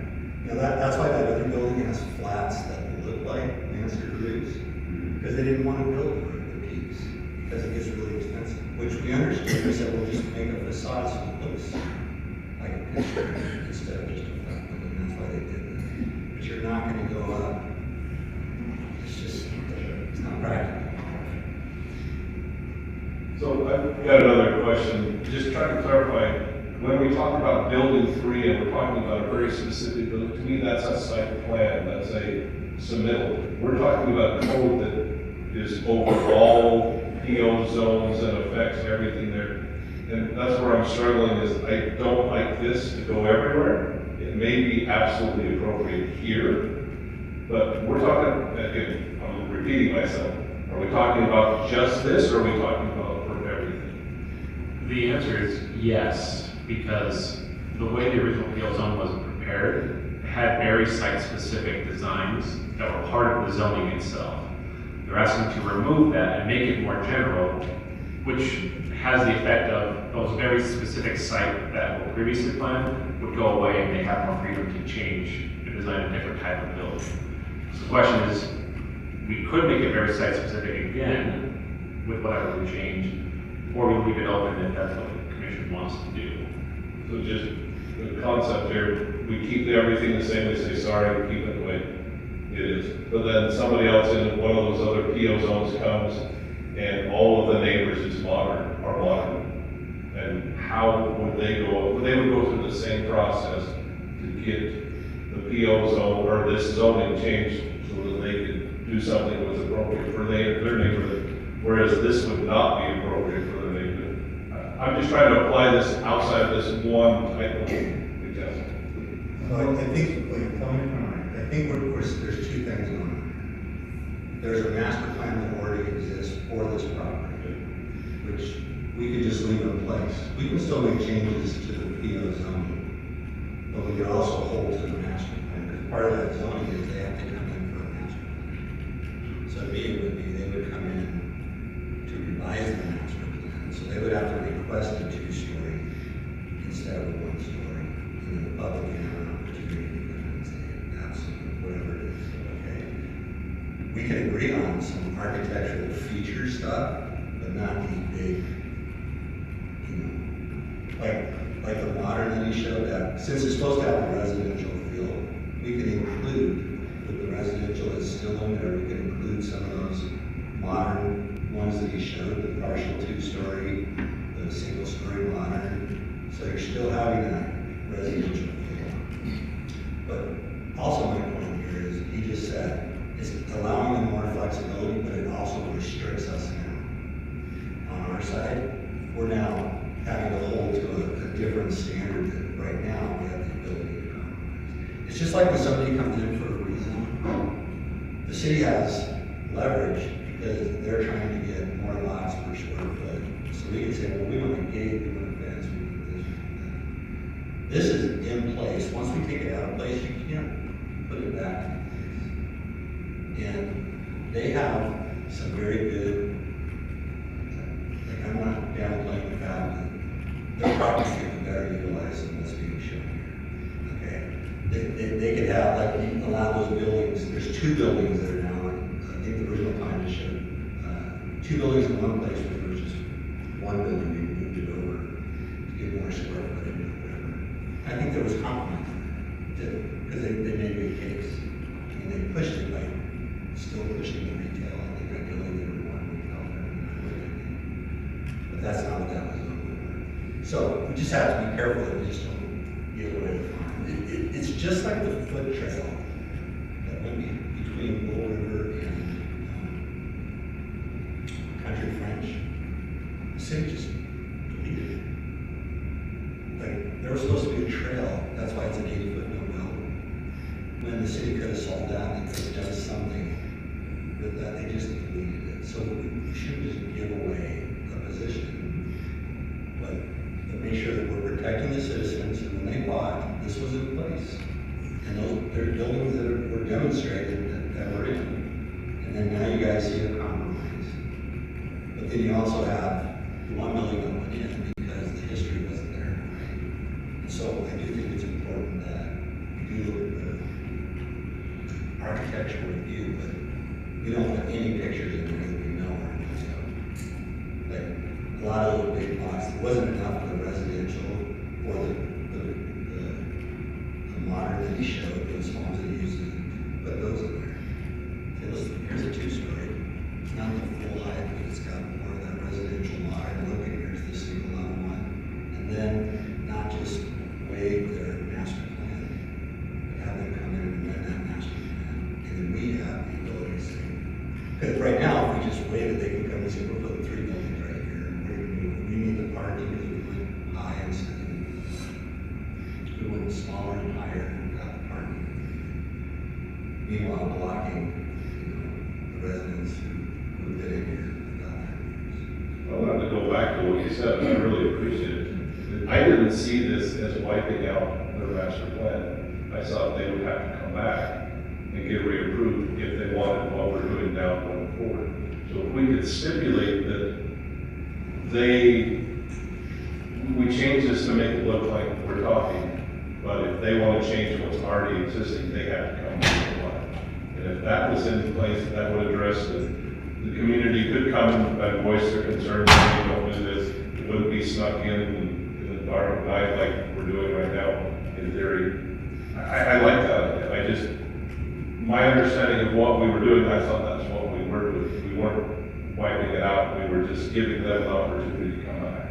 Well, but when they come back, we have to hold to what we just said we can do. So if we, let's just say we approve this, they can come back and put that 2-story there and say, well, it says right here, we do the 2-story. Well, that's the thing, is it doesn't say, it's your perception of that picture, my perception of that picture. So, like I said, we back off the pictures where they're so vague or so ambiguous, then they can be whatever you can stretch it however you want.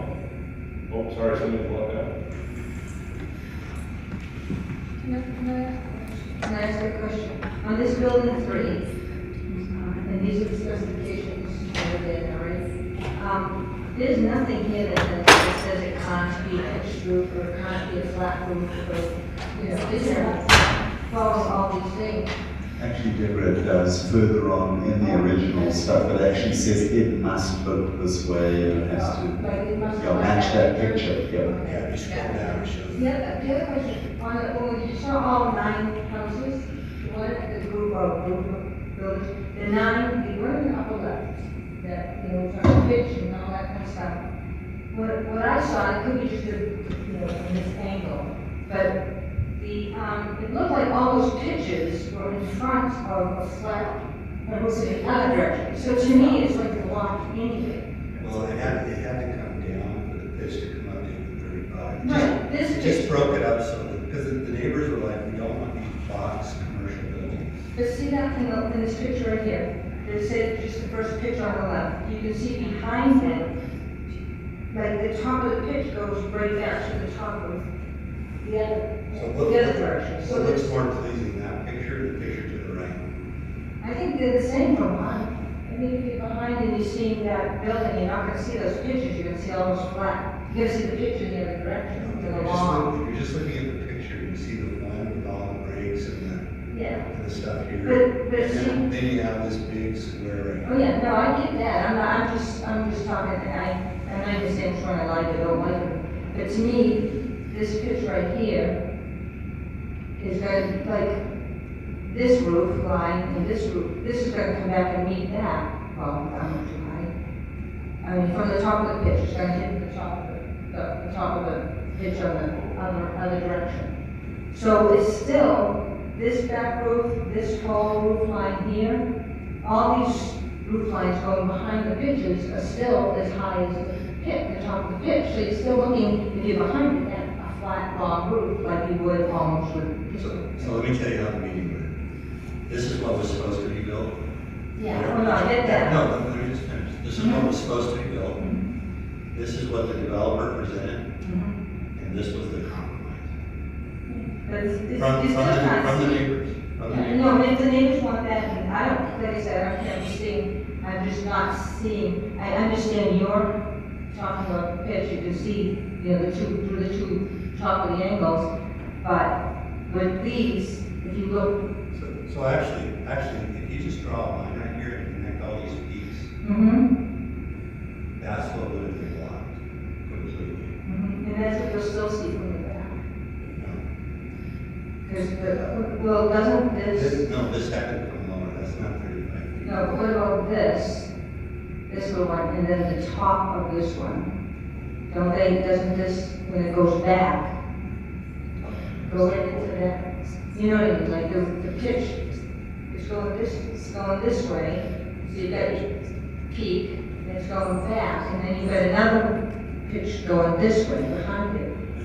This one's going to hit the top of that. Yeah, you see all the variation you just described? Now describe this building. One line. But I still see from the back one line, that's what I'm saying. There's no homes. It's the same height. There's no homes in the back. This is the front that everybody sees. Oh, so they have to. This is what everybody sees from middle from the street. Yes, but I still see if I'm looking. If you're in the If I'm looking through here, if you're in the storage units, you're right. That's what you're seeing. but if I'm looking through that little groove, I'm gonna see this roof in behind it.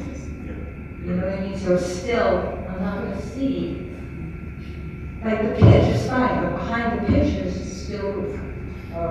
So it's still, because it's flat and not flat. There's variations versus flat. I understand that, I can see, but I just think as far as view goes, they're not gonna see any more. That's what my point is, they're wanting this pitch to think so we can see and our view and all that, but the view is gonna be the roof behind the pitch.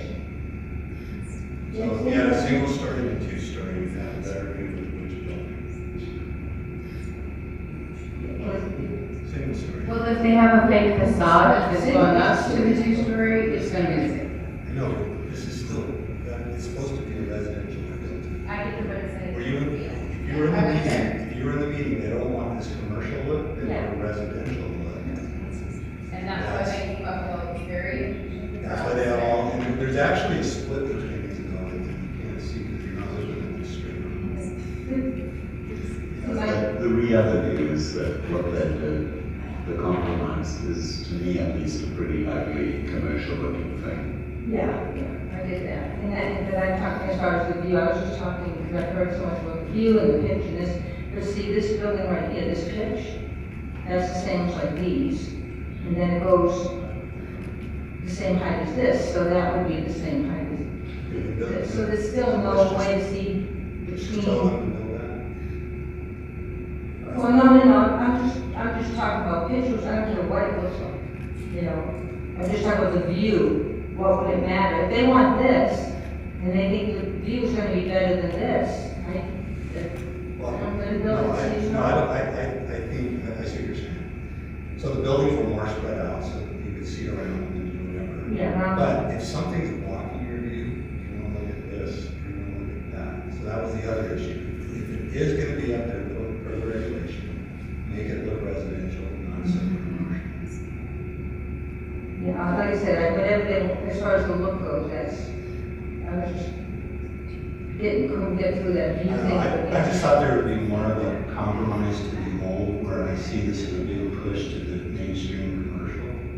And so for me, my tendency would be to leave it and let them present as they go. It's one property, it's one PO area, and you got building. They were able to do it here.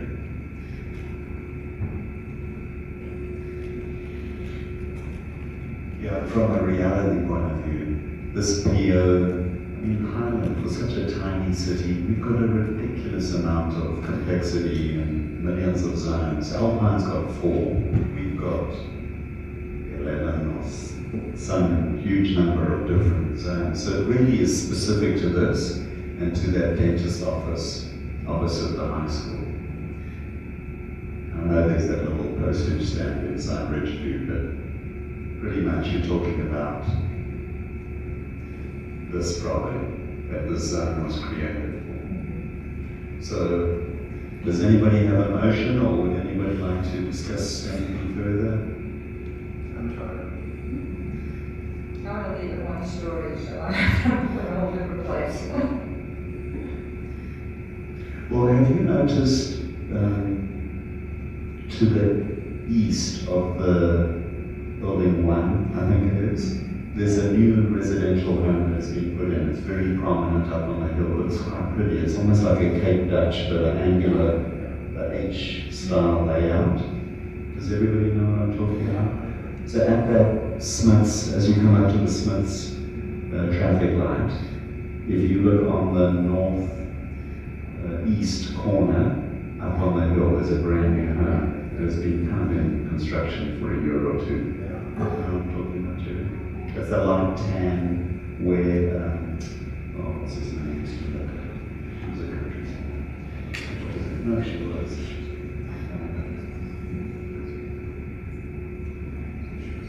But anyway, it's very pretty. Also, I don't know if this is different than what was shown us last time. If you have the what was shown us last time, yeah, but I think this is the same, isn't it? I don't have that document here. This is when we brought it to you last time. There was a traditional, there was a transitional, and there was a contemporary. Based on the conversation we had with you, Planning Commission last time, we took the buildings from each of those. We actually deleted the contemporary case. I don't think the buildings from the other two compile with this. So these are the buildings that you liked last time. And if I remember, it was the bottom center that was that transitional meet up between the most of us were in favor. Part of it was Yeah, that's the Lehigh Police Station that we designed. That building is a commercial building. It's got a lot of different elements. It's got a 2-story component, and it's got a 1-story. That's very small component to it. But that's about a 34 foot building. And that's the Lehigh? That's the Lehigh Police Station. I did not recognize it. Rob, this is a bit unfair, Jay. Do you guys remember off the top of your head how tall that dental building is opposite Landpeak? Give me a minute and I'll find it for you. Would you mind? So while Rob's looking that up, folks, just to kind of help focus and expedite things or to summarize things, it sounds like we have option 1 would just be just saying, no, leave everything as is, and then if you want to go develop building B3, come in and give a building specific sales pitch, that would be all at variance to the current stipulation. Another option would be accept what we have here. Third option would be potentially to say accept what is being proposed, but if there's some desire to say picture 1, 2, 4, and 5 are okay, but not the other 2 or 3 pictures, or anything along that continuum. That's exactly what I was going to say, is that last option, if we're more amenable to that, and eliminate the pictures we don't like, I would be with that. Because some of the setback language cleanup stuff seems nice. I do have one question though. How does everybody feel about this notion of presently you have to hide that hatchback?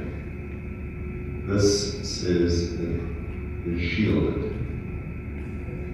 which means it's visible, but I don't know, you can pay somebody to stand on the roof with a palm front or something. I don't know. Those words are, that's not really good. My concern when I suggested maybe changing it to screen was, my worry was that it's hilly, so if you stand on any property nearby, you're too high, you can still see it, that's a problem, rather than saying, well, we have screened it from, you can't see it from the street, you can't see it from, standing on the neighbor's property immediately by. I'm sure there's a place in town you could stand and see it, but you don't have to hide it. So that was the thought of the change that I suggested there.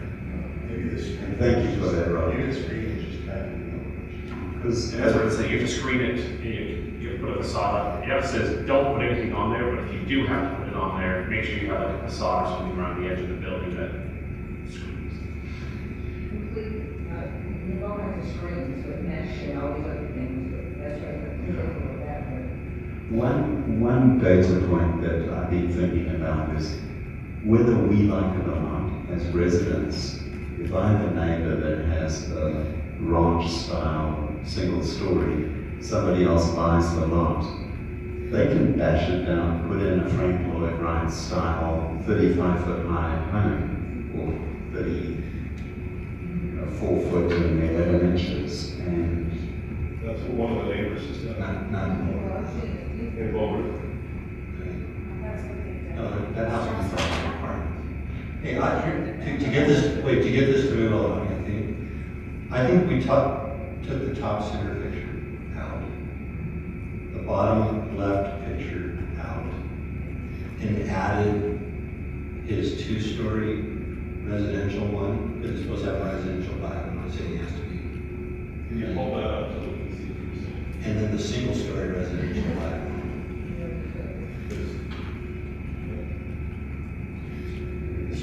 Not my ruler, it's really hard to tell.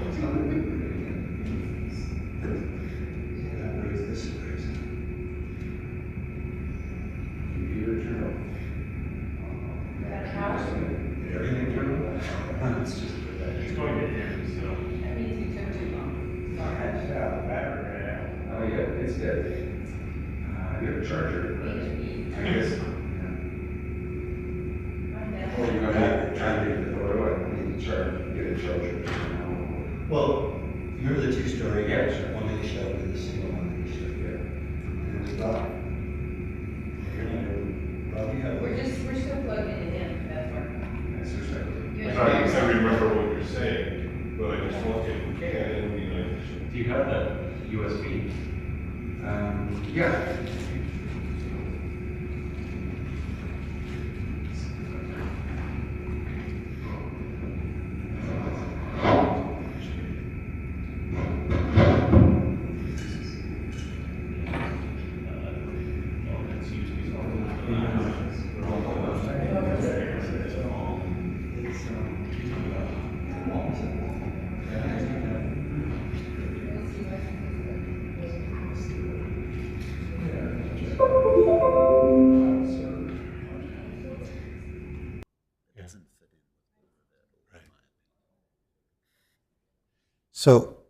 So what if we, to move along, we take those pictures out, he's gonna show us these other ones, but then leave the existing.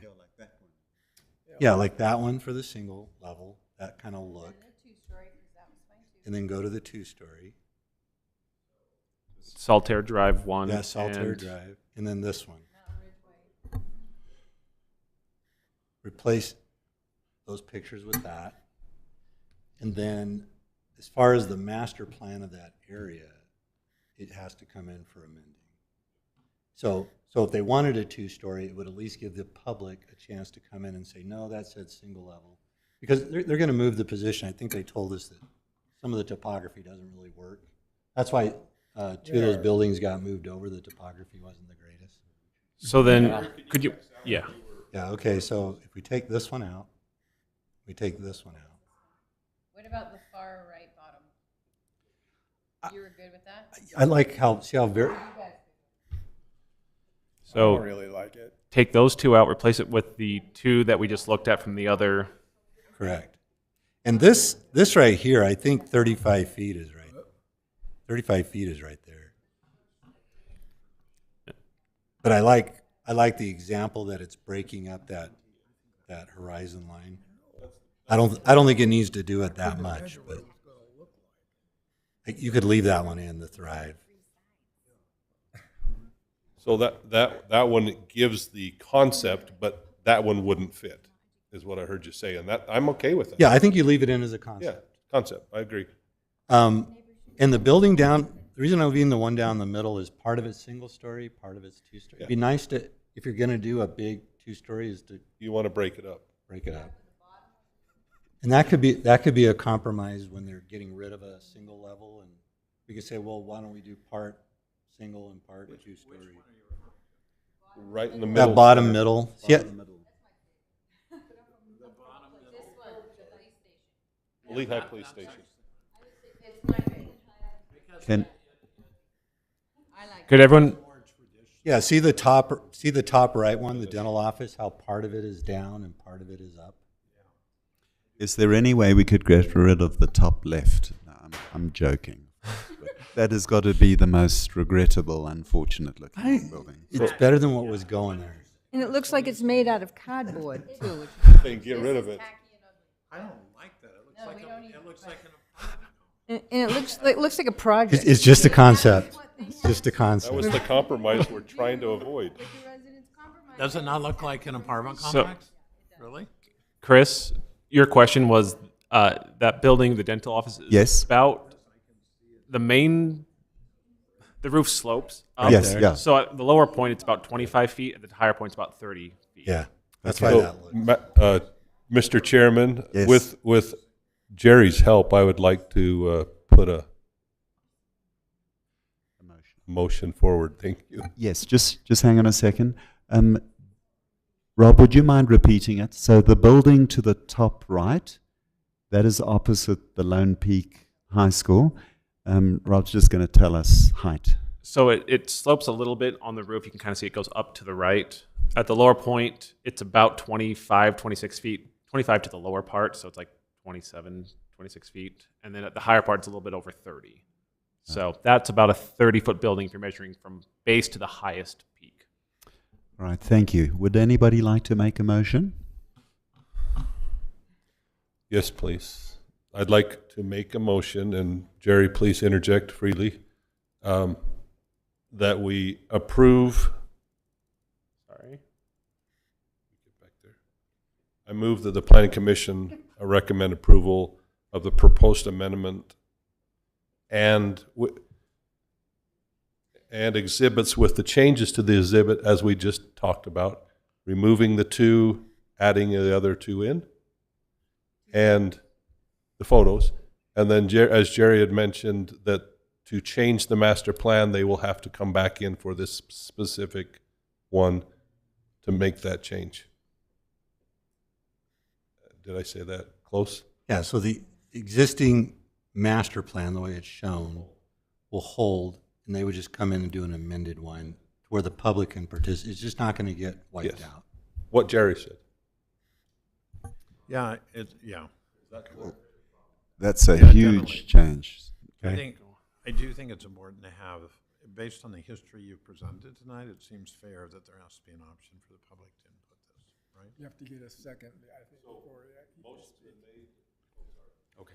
Wait, he had a problem. Yeah, you've built a conflict into the code with that because there's actually in the new code language that you just approved or proposed to approve, it actually talks about a master plan that would be part of the application process, but you're proposing to keep a master plan that is already an exhibit to the code. So there's kind of a conflict between.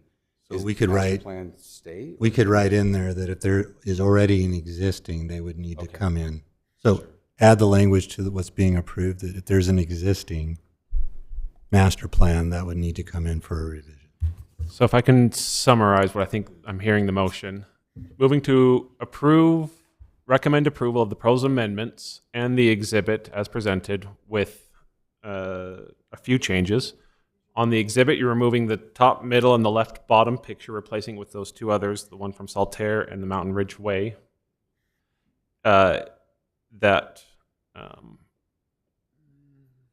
If there was a previously approved, you want additional language added for master site plan approval, that if there was a previously approved master site plan, that as part of site plan approval, you'd have to amend it to change anything regarding that. Don't know a good way of saying that, but that's essentially you want to carry over previously approved master site plan for anything that was already master site plan and allow them to amend it by going through the process again if they wish. Yeah, so that we have public. Yes, please. Not that many words, but yes.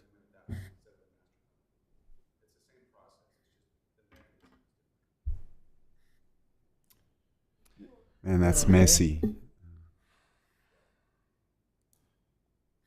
Well, I'll second it.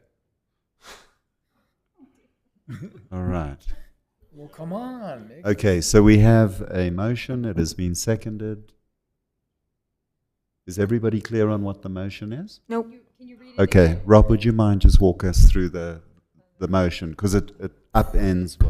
is really Yes, being proposed. so I'm here. trying to figure out a way of saying it in a way that'll work.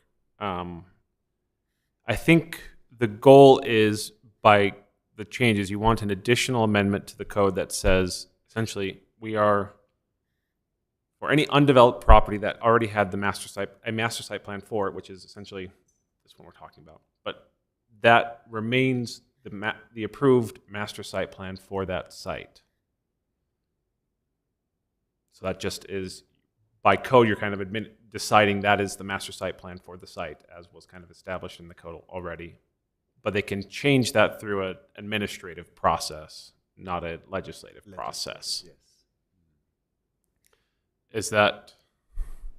So that means that master site plan that we were looking at, that Exhibit A, it won't remain in the code, but it will remain as the approved master site plan for Building 3, unless they go through the application process to change the parking, the building layout, and size of all of that stuff. And we'd have to go through a approval process for that. So if they were to come back and building whatever that's already built, and they wanted to tear it down and rebuild a new one, would they be held to the new code or the old code? For new building, any new build would be held to the new code. The newest code. So they would have to come and present a new master plan. Correct. And so that would also change the 1-story to 2-story, right?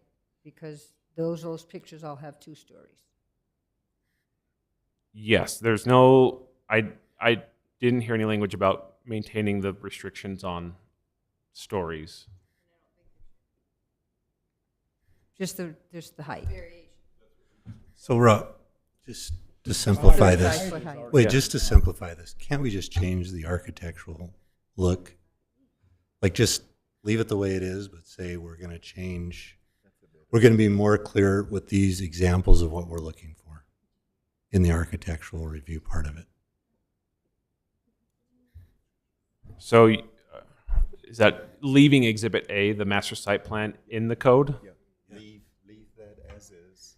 Just leave it the way it tweak is the exhibit. and tweak. But the- we're scrapping the landscaping, or let me, I guess, leave the landscaping plan in. That's part of it. And then the Exhibit C, which was the building design, we're scrapping Exhibit C and replacing it with this new one. Yeah, so get rid of the current, those architecture exhibits and just replacing them with these pictures to say this, that Exhibit A is now these pictures. Do you want that or not? Well, it just makes it simpler. It allows them, it gets them where they want. I'm not hearing what you guys are saying, but we'll catch up here in a minute. Yeah, Jerry, we can't hear you unless you're. So what we just were talking about is to make it simple, just because the biggest thing is architecture's outdated, right? And some of those things. Leave everything the way it is because it's just this one really area, right? Leave it the way it is. Don't change anything, but change the exhibit, the pictures of the buildings. Say you can do it this way because that's basically what we did with those other areas. We just kind of negotiated and redid the elevations. This now will say, okay, this is what we're looking for as a planning commission for architectural approval of this existing, what's here, yeah. But that 1-story would be limited, or the Well, 35? we have a foot would be the one-story, we have a limitation? one-story example. I understand that, but would they be held to that, or would Yeah. they be able to Yeah, 'cause just be it's- held to the 35 foot, whatever they fit in there? Well, that building, as it says in there, they'll be held to the square footage in the building. The single level, and then I think there was another building. The next thing that's going to happen is that piece to the north, they'll come in and master plan that part of it, right? Because that's not part of this. So the master plan It's doesn't not. talk about building height. The master plan just gives a footprint and a kind of parking and access and landscaping. Oh, and then your code. Exhibit C is the one that we're talking about replacing, but that's the one that talks about square footage of the building. So if you replace that, you're giving the architectural guidance subject to all the other code Oh, regulations. I was just talking about replacing the pictures, the architectural style, to show the modern, show the flat roofs. But leaving in the, Yeah, leaving the rest of the stuff in there. Then we're on just just a second. swapping the one exhibit out and putting this exhibit in there. So, if I'm understanding correctly, your suggestion is Yeah, just the leave- pages that have this Yep. would stay. You'd be replacing That. those. Yes. Are they required to use that same Mike? material? Yeah, but that's a problem. 'cause That's you- outdated yeah. material. Yeah. No, no, that wasn't specific. That was supposed to give a general, this is what the building should look like. Yeah, I mean, just a so I was on a planning commission for 4 years. I get it. It's difficult to kind of figure this out, but it seems like generally speaking, you're trying to put project-specific information in a zoning code. Project-specific information is typically, you review that during the review process. You know, the site plan that would be approved, the zoning or the architectural guidelines that would be included in the zone would be kind of a guide, and then you as a commission have the ability to kind of review that along the way. But to kind of have what we're talking about right now, we're kind of building a lot of contradictions actually That's into currently the what's code. there now. But what we're talking about It's right a light, now, it's a lot, could I it's a finish? site-specific thing, right? What we're talking about right now, by leaving things that talk about one story and showing an architectural sample or a set of that are two-story, that creates a conflict. So what do we do with that? Wait, when you guys came in last time, and you guys said, look, what we don't like about this architecture is outdated, we just want to change that. And that's what we did. We changed the architecture, we moved the building because of topography, and it all worked. Why wouldn't it work now? But, If well, the If we pictures- show the new architecture that So- we're saying would be approved. So to clarify then, you would have us take everything so you would have us do a one-story building, just exactly where it is, exactly the shape it is, and you would have us swap the architecture, the dress on the building from a 1990s version to a modern version. But If you everything want to else do remains that, but the that's same. not what we did last time. Last time you didn't put the buildings right where they went. You moved them, put them closer together, and we changed the architecture, all with what's in place right now. Are you referring to the building on the north side of the street? Yeah, the one that was in the upper left corner. Okay, yeah. We didn't tell you to build it right in the same spot, because you didn't. You put them together, moved them over, and then we changed the architecture with what's existing now. Yeah. Yeah, so And I then you guys guess said, we want to clarify going forward the architecture that we can do, which is more of the flat, modern stuff. And what I just said, I thought was answering what you wanted. But that new architecture, or that old architecture that you don't like, because you said it was too expensive to build now, had too many cut roofs, and that you wanted to simplify it. And these photos are simplifying and giving you the modern thing. But Now it seems but to the be result, changing. But the result of what you're proposing then would be, instead of having a normal two-story building, with this restriction on the Yeah, see, building that's number the 3, we'd have a one-story building Right. that would be modern architecture. And if we were to decide to put a flat roof on it, that building would likely be 14 feet tall. Right. But, yeah, because so that's where I guess we're having the. You can, no, Jerry- wait. I mean, and also You're saying that a single level flat roof building is only going to be 14 feet tall? I'm saying that Commercial building? I'm saying that if we were to do everything that you're proposing to Yeah, include in yeah. the code, the way the motion stands right now, we're having to do a one-story building. We have the option to go to more of a contemporary if we would like to, but if that's a flat roof, then why would you? I mean, it's getting a little bit weird. No, it's not getting weird. Yeah. The issue is this. I feel it's weird. No, the issue is this. That is a one-story building, has always been a one-story building. And to just suddenly put it to a two-story building without the public who's going to be looking at that, being in here to say, hey, whoa, this was all done. Why did you guys change it? That's where I have. You guys can But approve Jerry- it. I'm only one vote. Yeah. I'm No- just telling you, that was planned. Like you presented a master plan that you should be doing, but now you're showing that master plans aren't followed. That was a single-story building always from day one that you've owned the property. Back then you said single-story building, so it worked as a single-story building. And now you're saying, oh, it's only a 14-foot tall. No, it isn't. You can go taller than that. You But can, but Jerry, why would you? can- Because commercial buildings are taller. What I'm saying is, now you're going to throw a two-story building in there, which is great because now your values just went up. And the people that are going to be looking at the backside of it are going to ask everybody at this table, why did you change that when I wasn't when I wasn't gonna have a two-story commercial building. Can I make So a it's quick, the one one quick story. comment? Just, the problem here is we're telling him he needs a one-story building on paper, right? We're showing him 9 buildings with 2 stories. That's the problem. Right. If we're gonna give those 9 2-story buildings as an example, but you can only make them 1 story. That's a big conflict. No, you're missing That's part what of he's this. trying to There's other parts of the PO zoning that could have a two-story building. That's what those are for. That's why there's a single-story building that's demonstrated in there as well, because his plan that they approved and put on there shows a one-story building right So those 9 others would be for other buildings, but not for this one. Correct.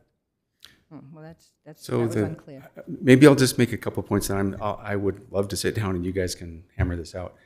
The first point, as I've mentioned a couple of times now, the normal process for doing this type of work in a zone is that you establish the guidelines in the zone, and then you work within the structure of that zone to work through the specific details of the site plan and the building design.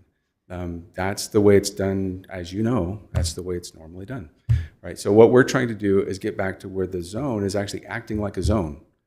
Like it's giving you the design guidelines, it's giving you the definitions of the requirements on the site plan, it's giving you the building height restrictions and so forth. So that's the first thing, like the big picture that we're trying to do.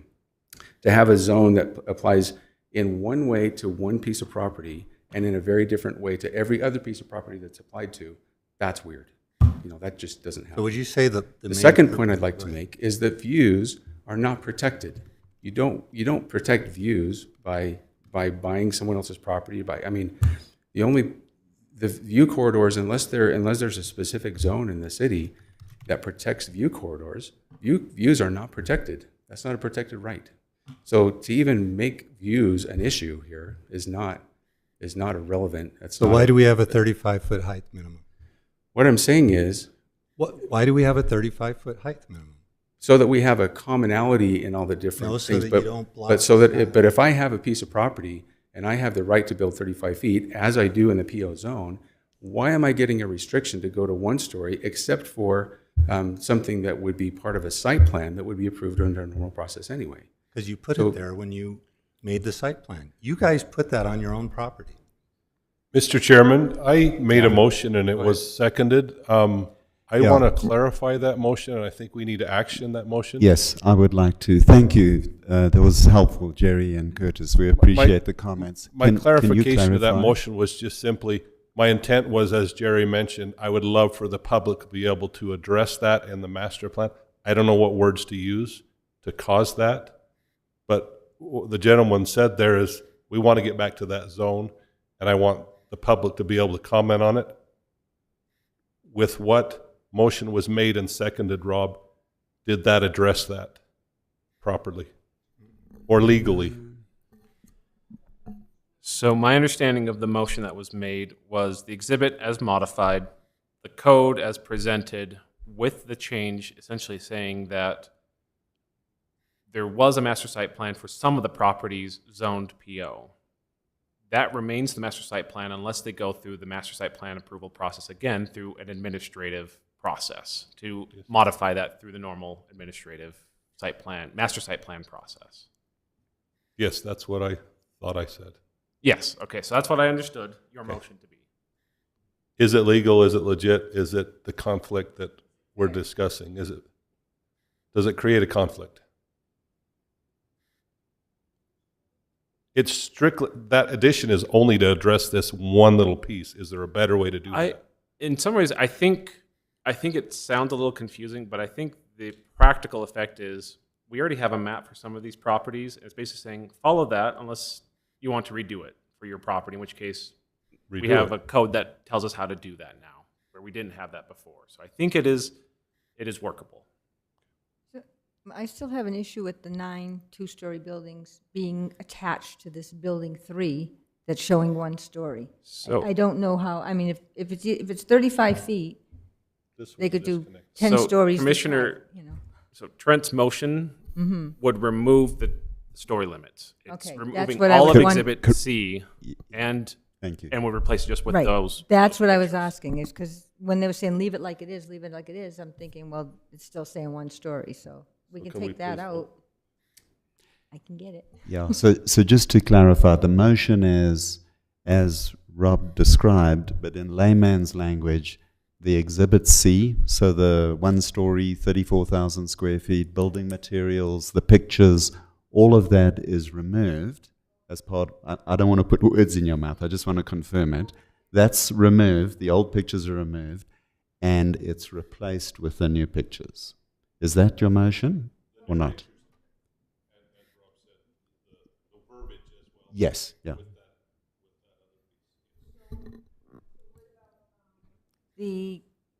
Okay, so we're getting rid of this thing and the picture that goes with it and coming up with 9 pictures and 35 feet. What about, does it matter at this point what it's made of and blah, blah, blah, like it's showing on all this building 3 thing? There are requirements in the PO zone that talk about materials for siding and roofs. And It is already in there? There is restrictions in there regarding what things can and cannot be used for siding and roof materials. Yeah, because... Just... Yeah, so are we good? What Rob said. Great. And it's been... Okay, seconded. Let's have roll call, please. I'm going to say yes. Yes. Yes. Yes. Yes. No.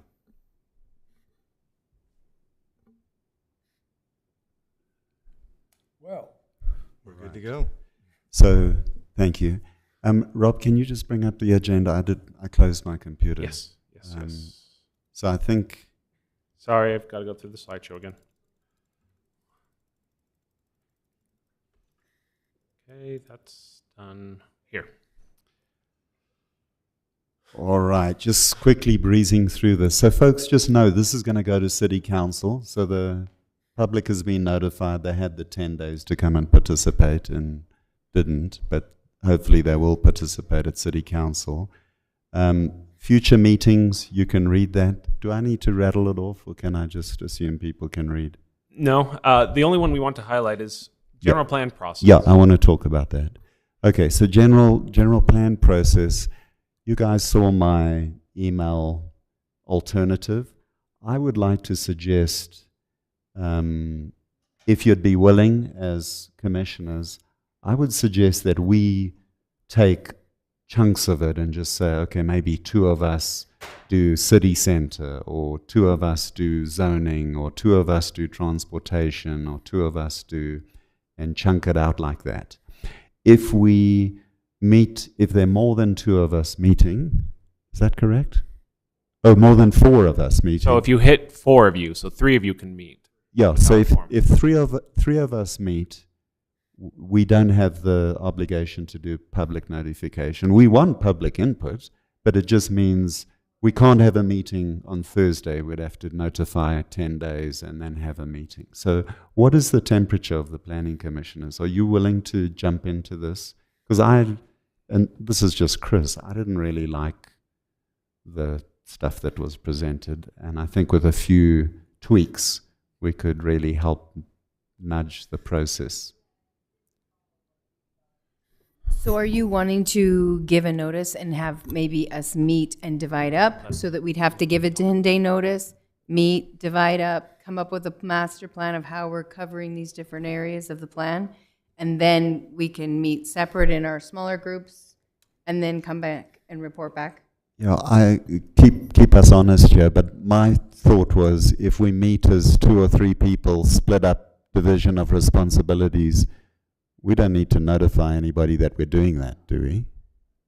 But I'd like us all to meet at the same time and come up with that so we all hear the same story and then distribute. Yeah, okay. Which would have to need a 10-day notice. Yes, sir. Jay? Okay, so we know loud and clear that a lot of you are displeased with the process from last time. I want to clarify some things, especially Chris, from your email. The document that you received was based on feedback from the public.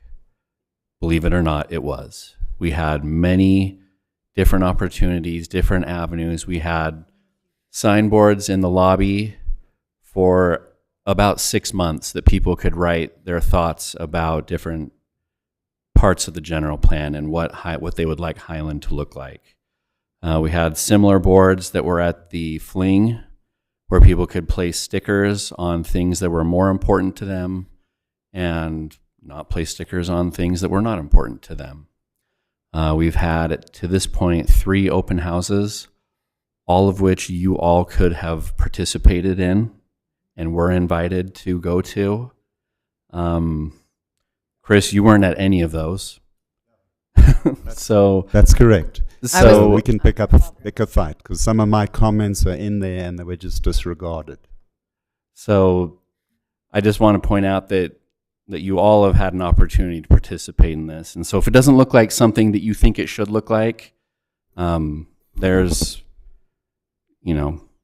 but Do going you feel forward, like it was very well represented? I realize we may not have been there, each one of us, but as far as the numbers and even the pictures that were shown, it was the same few people, it seems. Yeah, we had some people that were very heavily involved. Mm-hmm. So what the document that you were presented with last time was a rough draft, and we needed to have a starting point for you all to start discussing these various elements. We could not start writing a general plan just by saying, okay, hey group, hey planning commission, let's start writing about water.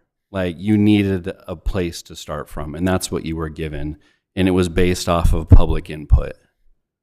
And so what we propose now is we are going to have additional workshops.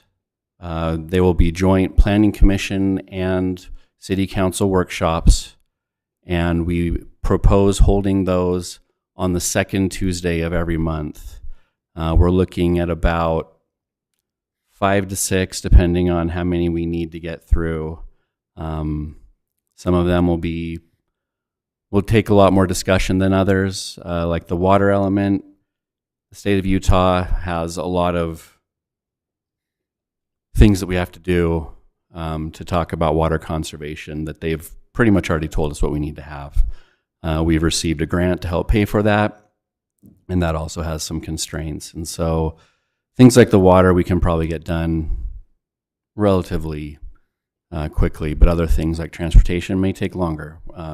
Housing may take longer. And so right now the plan is to have about 5 to 6 additional workshops for us to hammer out the details regarding water, housing, transportation, economic development, and other, and then probably one that will just kind of catch anything else that needs to be discussed. So that first proposed meeting is March 11th. So that would be between March 4th City Council and March 18th City Council, and also not fall on March 25th, the Planning Commission meeting. So is that at what time? Did we say? 7? Is that what?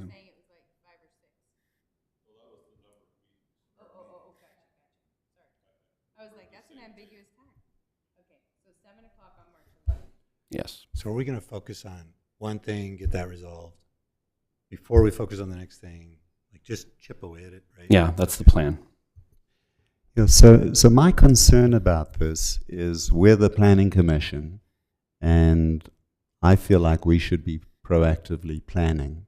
And I beg to differ with the characterization that there was a lot of citizen input. To me, there was the way the survey was conducted. I feel like we could have done a much better job of talking about very specific topics that we really should address as a planning commission. So I'm thrilled that we, through harassment, have been able to sort of encourage this combined planning meeting. But what I'm still concerned about is that we're going to show up at a meeting and just talk in generalities. I would very much like to talk specifically about, and I might be the only person, we all have our own opinion about things,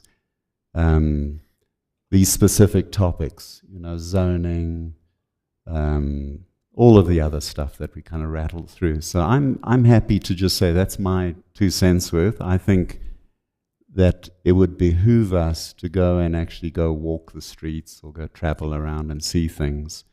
This 30-person or 23-person advisory board, like, who decided some of those things? There is no such board like that. There is a resident advisory board that was made up of individuals suggested and proposed by the city council. Okay, but in the plan that was presented, and I realize it's spaghetti, which is a great place to start, but it was referred to as this advisory board. I would just love to know who those people are, and also just question if state code says that the planning commission is responsible for planning. To me, it would make sense that the advisory board should at least comprise a few of the members of the planning commission. So we didn't include members of the planning commission on that board because you already are able to participate as members of the planning commission. Okay, so these are outside the planning commission members. So I don't know what anybody else thinks. I mean, I don't want to go and create a bunch of work, but what we've had in the past is like the trail plan, or transportation plan. We get an outside consultant, they come up with this like massive 100-page document, and then it turns out that they're referring to stuff that was outdated stuff from 2008 that had been overturned by the city council in 2013, that was overturned in 2024, but it's that same stuff that is still in there. And so I feel like it would be helpful as planning commission members for us to go and actually walk the stuff and go, oh, the trail goes here and then it drops off at a steep point. This is silly. We should get rid of this. But I don't want to go barking up a tree if I'm the lone voice here. So how do you guys feel? Do you want to just wait until the 11th and just do this in lockstep with city council, or would you like to have us divide and conquer?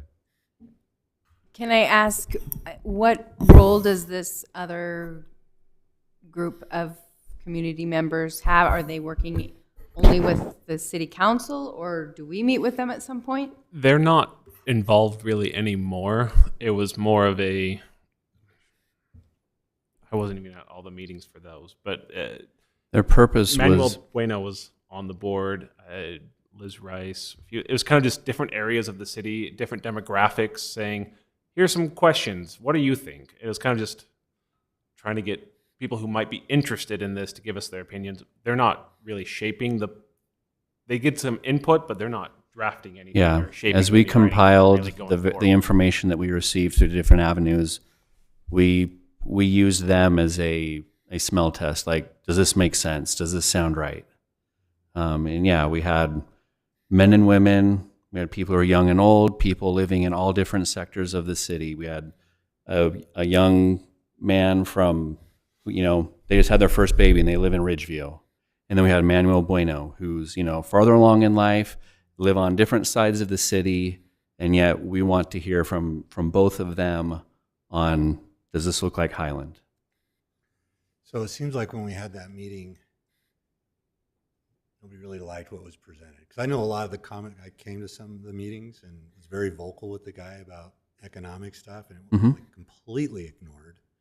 And then when it came into here, everybody was like on the same page with it. So I'm not sure how it didn't get there, but what I did like was hearing from council. Like, I felt there was some pretty clear direction, even if the starting point wasn't great. Yeah. I kind of feel like it's our meetings, how we have public input, and then they sit down, and then we make the decision. That's kind of what's happening, right? So I like what you're talking about, like, hey, let's do our homework. Like, if there's parts of it we saw, and like if trails are interesting to you, like, I would probably focus on the economic part of it, because I really feel we'll kill our town center if we expand. Yeah. So I would research that more. But I think at this stage, to herd the cats, we'd pick one thing, like the travel part of it, the trail part of it, but we we get that done, get this done, and then they're going to go back, take what we're deciding and revise the general plan. Is that right? That'll be more professionally, and then we'll look at it one more time before we all vote on it. So this process seems like it's going to go on for quite a while, as I know some of those will probably get resolved quickly. Some of those might hammer out, but when I was in the meeting, everybody seemed to be pretty lockstep with what we agreed and didn't agree that we saw. Yeah. And I think because we have elected officials, and we're going to get more of what, because we've been in the meetings where people show up, you know, we know what the hot spots are, and I felt like some of those weren't represented, but we know that. But it sounds like you guys did the initial part, we got the public, so we can say we got public, and we listened to it, obviously. And then now I think we just chip it away. But I don't think we deviate from having those meetings. The thing you're talking about, that if we want to team up, is so that we come to that meeting more prepared. Yes. Bingo. Where I say, hey, Audrey, why don't you talk about what you guys found out about the trail system to council, and maybe a count. So if we have 3 commissioners and 2 council members, that's still not a quorum, right? Okay. So you guys can have 5. Yeah, you guys can team up with council members so that when we do come to the meeting, of course, there'll be some that know more about it and then convince the rest, so that issue could be done. I think that's how we kind of chip away. And I don't think it matters the order, because we can't do anything until they're all addressed. I want to raise a point that Commissioner Abbott just pointed out. One reason to hold it combined, it is the commission's job to recommend it. But ultimately, like many things, the council can do whatever they want. So this is the time to really, I think, explain to the council why you'd be making, so they'll hear how you got to certain things. Because like, I think like the commercial aspect, the council heard that. I don't think many of them have heard that kind of thought before, but they're like, that makes a lot of sense. We would agree with that, which would have been hard for us to try to convey to them, but it made sense because they sat there and heard that discussion. So I think it's... Yeah. We've heard from several councilors. Yeah, Jerry made a really good point. Like, your input, you're not sidelined just because they're going to be in the meeting. They definitely want to hear what you have to say and shape it. But at the end of the day, we want to create something that the council is also on board with, so that, because the last thing we want is for you to build a product that you think this is great, and the council's like, sorry. Just like if they're not involved, just like if you weren't involved in the point up to here, you're like, I have no ownership over this. I don't like this. We don't want that to happen with them. So we are bringing both groups in from the get-go. So strategy-wise, just so we understand, because they're the ones that ultimately do it, right? When we come and talk about each of those categories, we should kind of get a hands up that the majority agree with the path we're going on, commercial or trails, right? Yeah. Or still work it out until we get a feel, because it doesn't make any sense if only one approves it and we're like all on board with it, because it's not going to fly. What I'm trying to, the point I want to make sure I make is that the product we have right now is far from done.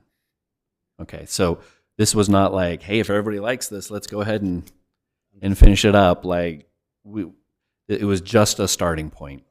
Just something for you guys to tear up, spit out, or say, hey, this is actually really good. And, you know, so.